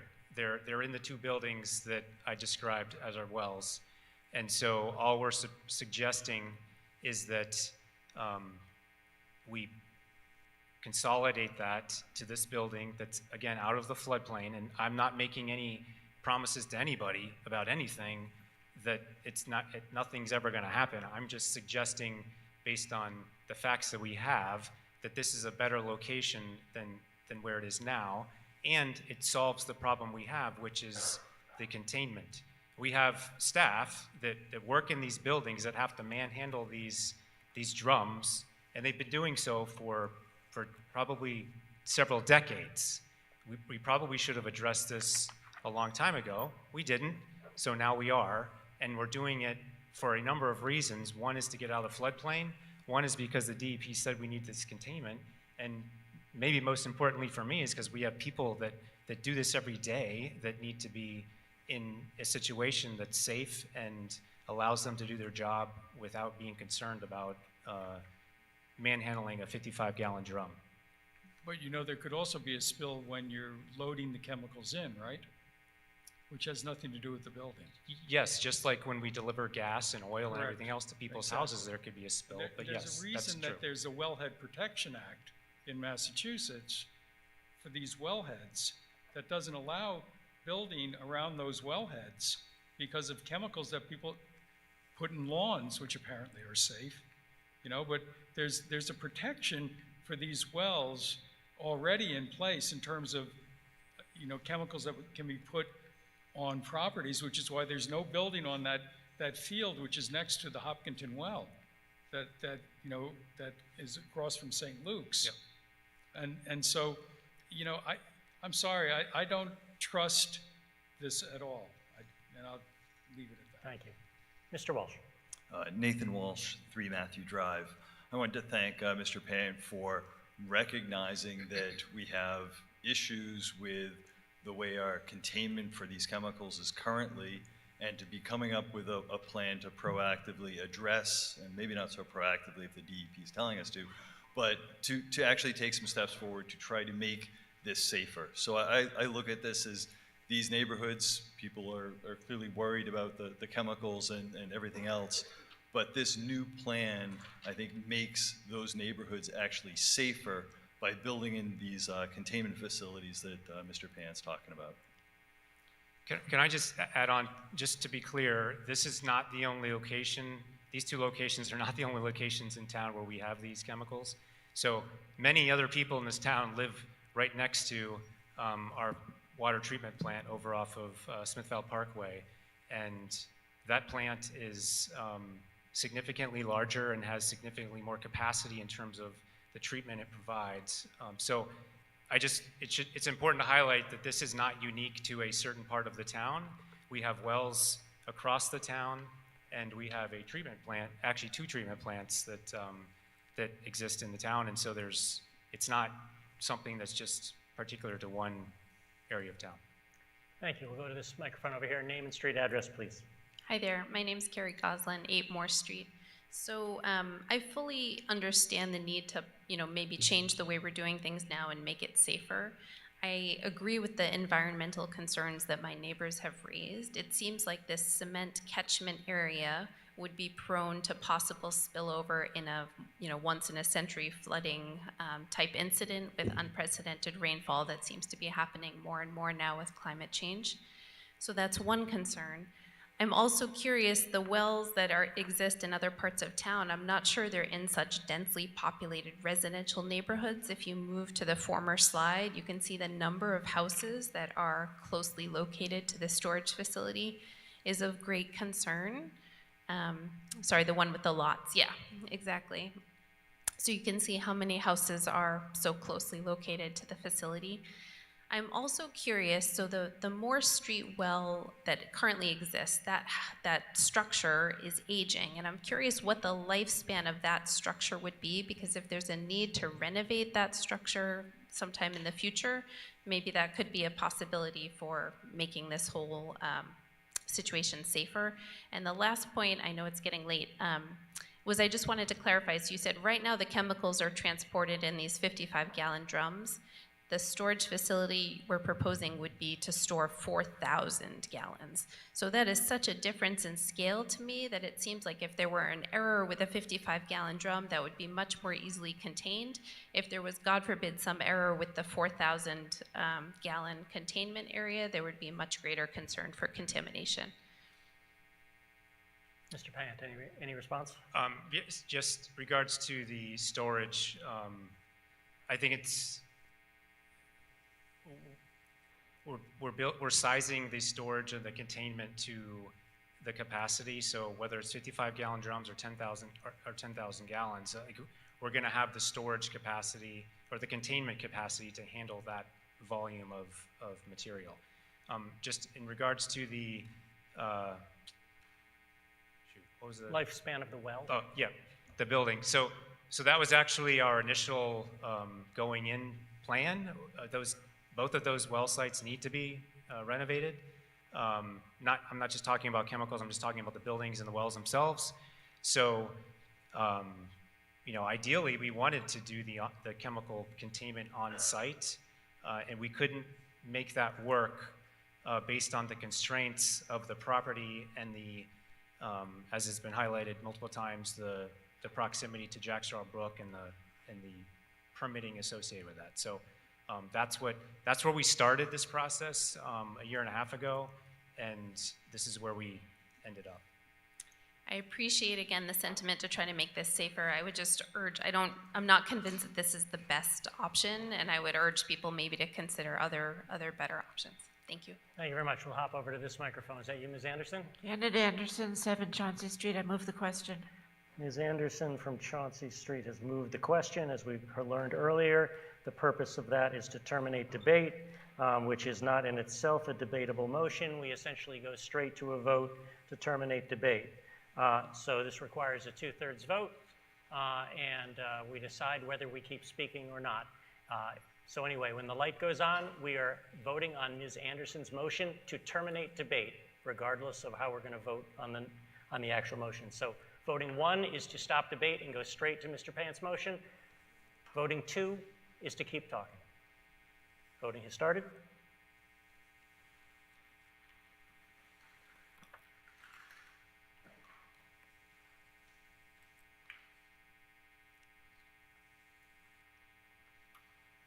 Voting has ended.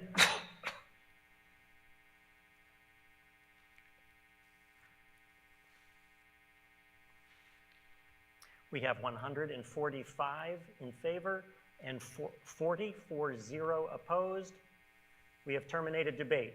That means our action now goes to Mr. Pant's motion that he read earlier about establishing setbacks and changing the zoning for the parcel that's been under discussion. Since this is a zoning article, it requires a 2/3 vote. When the green light goes on, voting will have begun. Got to wait for him to clear out the system. Voting is begun. Pressing 1 is a vote in favor of Mr. Pant's motion. Pressing 2 is a vote opposed. Again, it requires a 2/3 vote.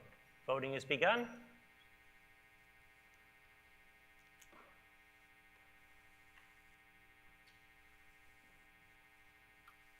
Voting has ended.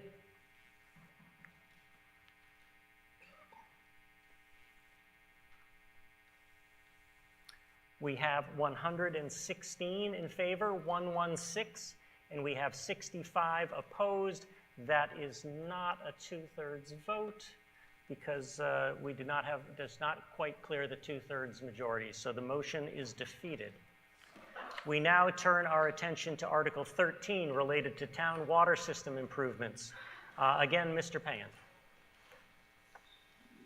I move that the town vote to amend Article 23 of the 2023 annual town meeting to increase the appropriation of $6,400,000 by a sum of $1,800,000 for a total authorization of $8,200,000 to pay costs of design, extension, repair, replacement, and construction of water infrastructure and associated work consisting of the project management and construction for the addition of a PFAS treatment system at the Oak Street Water Plant, including all incidental and related costs, including without limitation all costs thereof, as defined in General Law, Chapter 29C, Section 1, that to meet this total appropriation, the treasurer, with the approval of the Select Board, is authorized to borrow the sum of $8,200,000 under Mass General Law, Chapter 44, Section 7.1, and Chapter 29C, or any other enabling authority, and to issue bonds or notes of the town therefore, which amount includes the sum appropriated and authorized to be borrowed under Article 23 of the 2023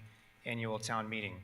That the treasurer, with the approval of the Select Board, is authorized to borrow all or a portion of such amount from the Massachusetts Clean Water Trust established pursuant to Chapter 29C, and in connection therewith to enter into a financing agreement with the trust and otherwise to contract with the trust and the Department of Environmental Protection with respect to such loan and for any federal or state aid available for the project or for the financing thereof, and that the Select Board is authorized to enter into a project regulatory agreement with the Department of Environmental Protection to expend all funds available for the project and to take all related actions necessary or appropriate to effect the foregoing.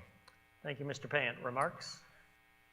So that was a whole lot there, but I'm sure what you picked up on was we're asking for an additional $1.8 million associated with the PFAS treatment appropriation that you approved back in March of this year.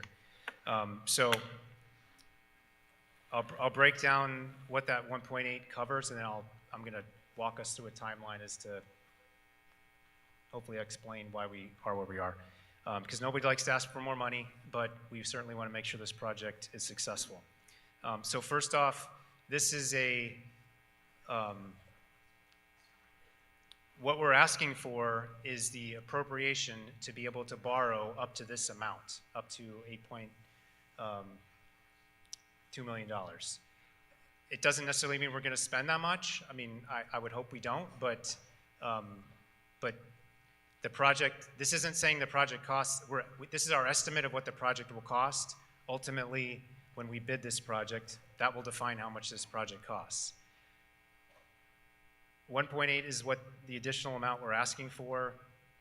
About 1.4 of that has to do with construction cost estimates that have that basically changed, and contingency. So about $600,000 is due to design and market adjustments.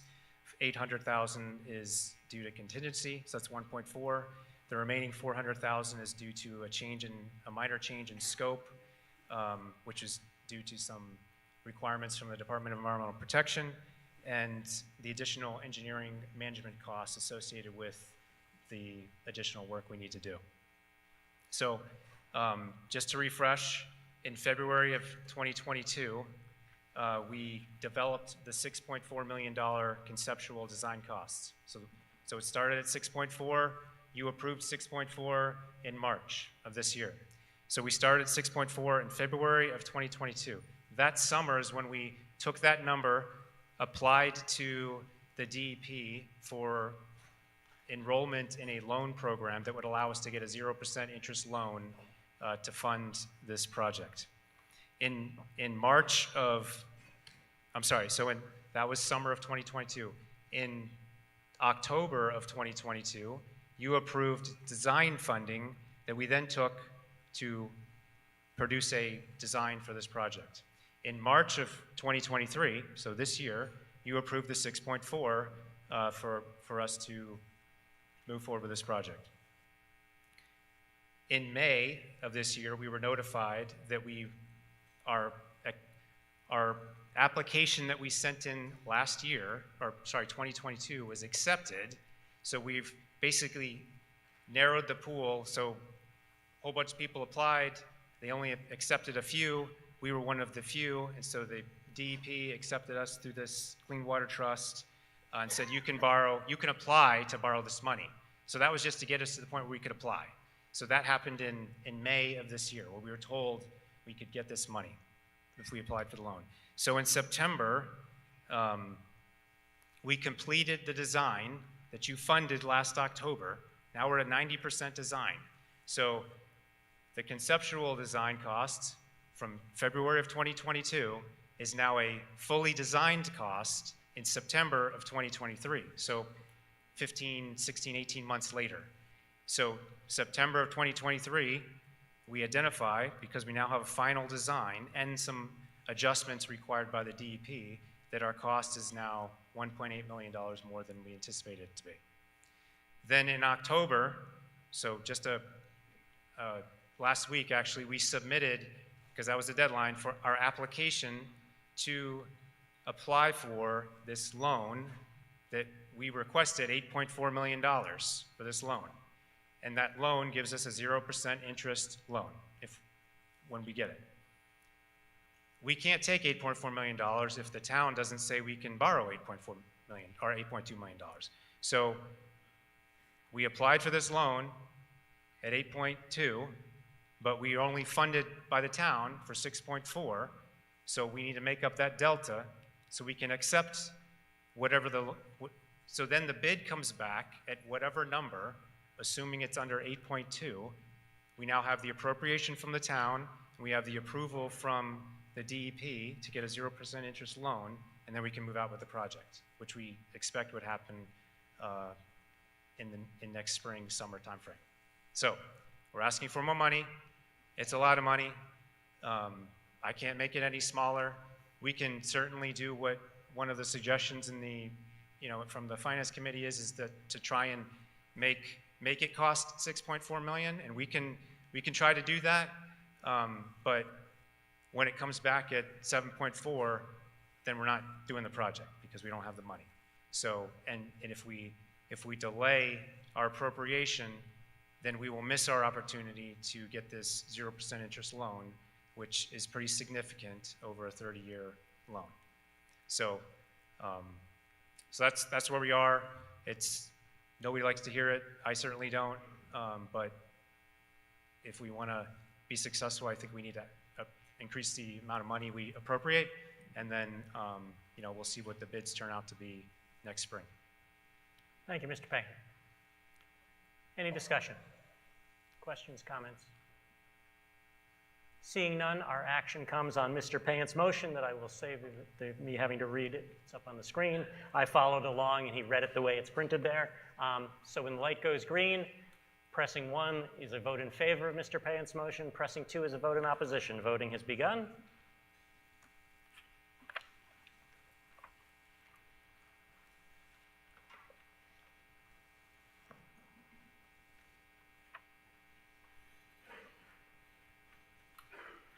Voting has ended, and again, this requires a 2/3 vote because it is borrowing money.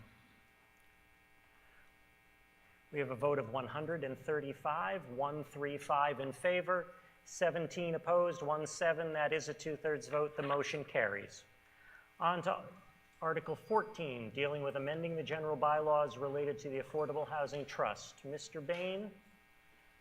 Ed Bain, 5 Thomas Rice Drive, and Chair of the Westborough Affordable Housing Trust. I move the article as printed in the warrant. Remarks, Mr. Bain. Basically, the Article 14 and 15 go together. We need to do both of them to affect what we're looking to do, which is to reactivate the Housing Partnership Committee. The Housing Partnership Committee is responsible for helping developers use the state's local initiative program for affordable housing, assist with affordable housing lotteries, and guide developers through the permitting process. Now, this committee has been dormant for several years now, and there's just, we're looking to take it over. So as there's an overlap between the roles of the Housing Partnership Committee and the trust, Affordable Housing Trust, most communities with affordable housing trusts combine these two committees into one. And that's what we're looking to do with these two articles. And basically it allows the trust to serve or appoint the Housing Partnership Committee if and only if the Select Board votes to delegate its appointing authority to the trust. So we're still dependent upon the Select Board to allow us to do this appointment. And the Select Board can revoke this authorization at any time. Thank you. Thank you, Mr. Bain.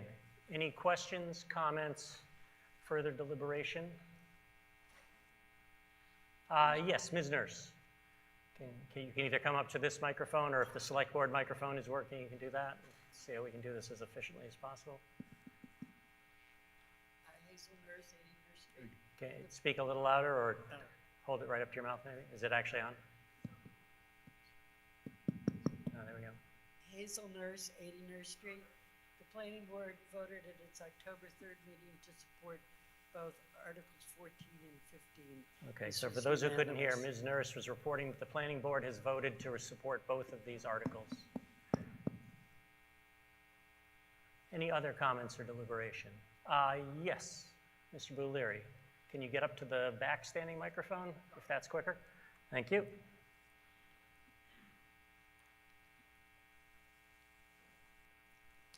Hi, Steve Buleary, 9 Thomas Newton Drive.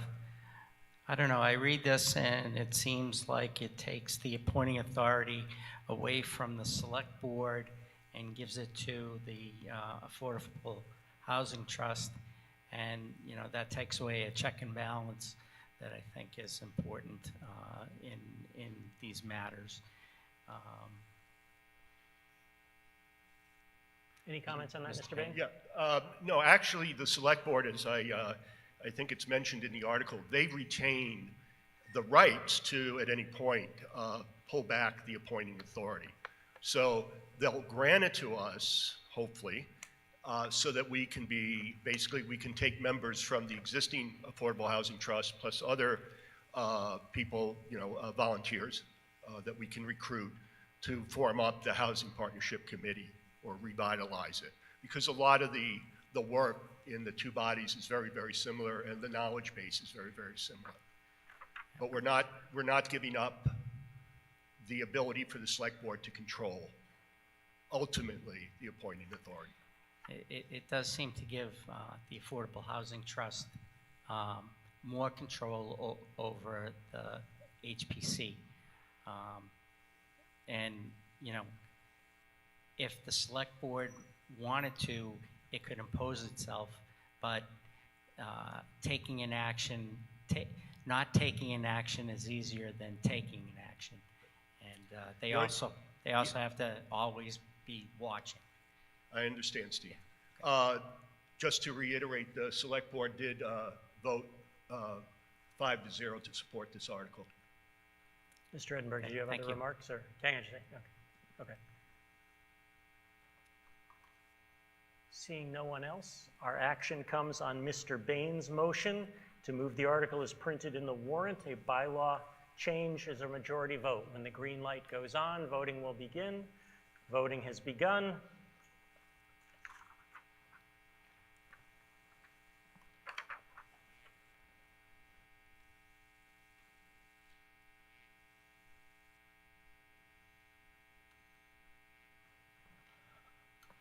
Voting is ended.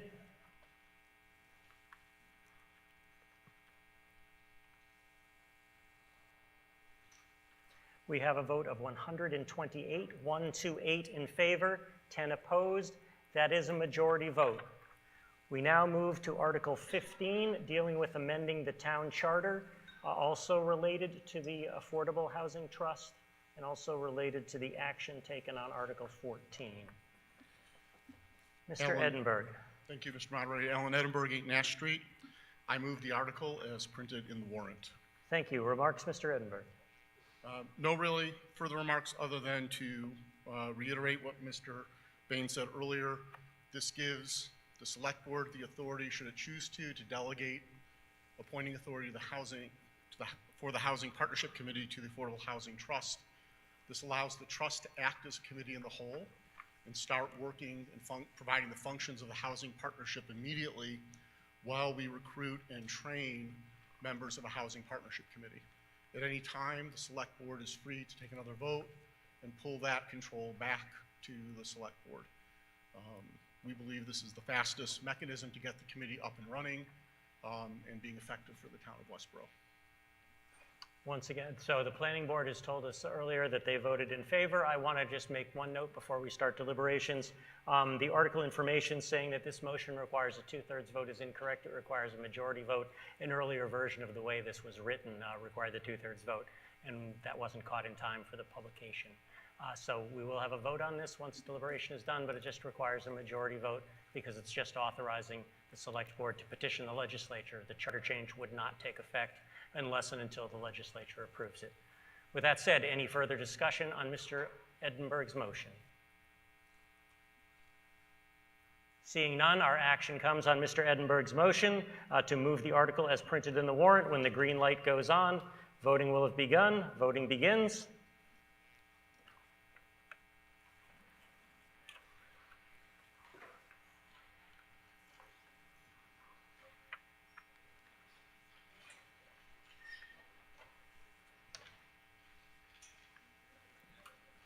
Voting is ended. Before you stand up and start to leave, we got one more motion.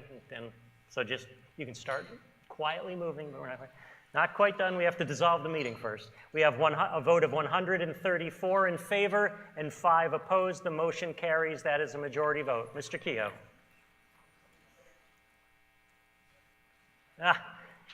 How more appropriate way to end the evening than with another microphone failure?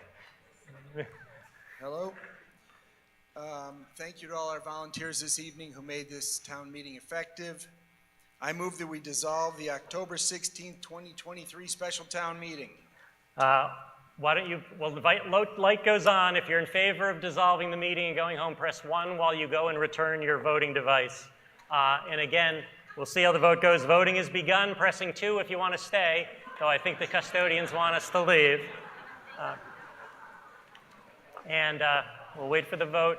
Thank you all for coming. Thanks for sticking with us, and thank you for doing the town's work. All of us appreciate it very, very much.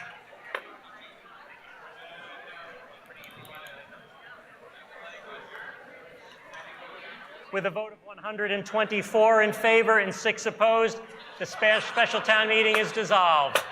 Good evening. Thank you. Drive safely. See you next time.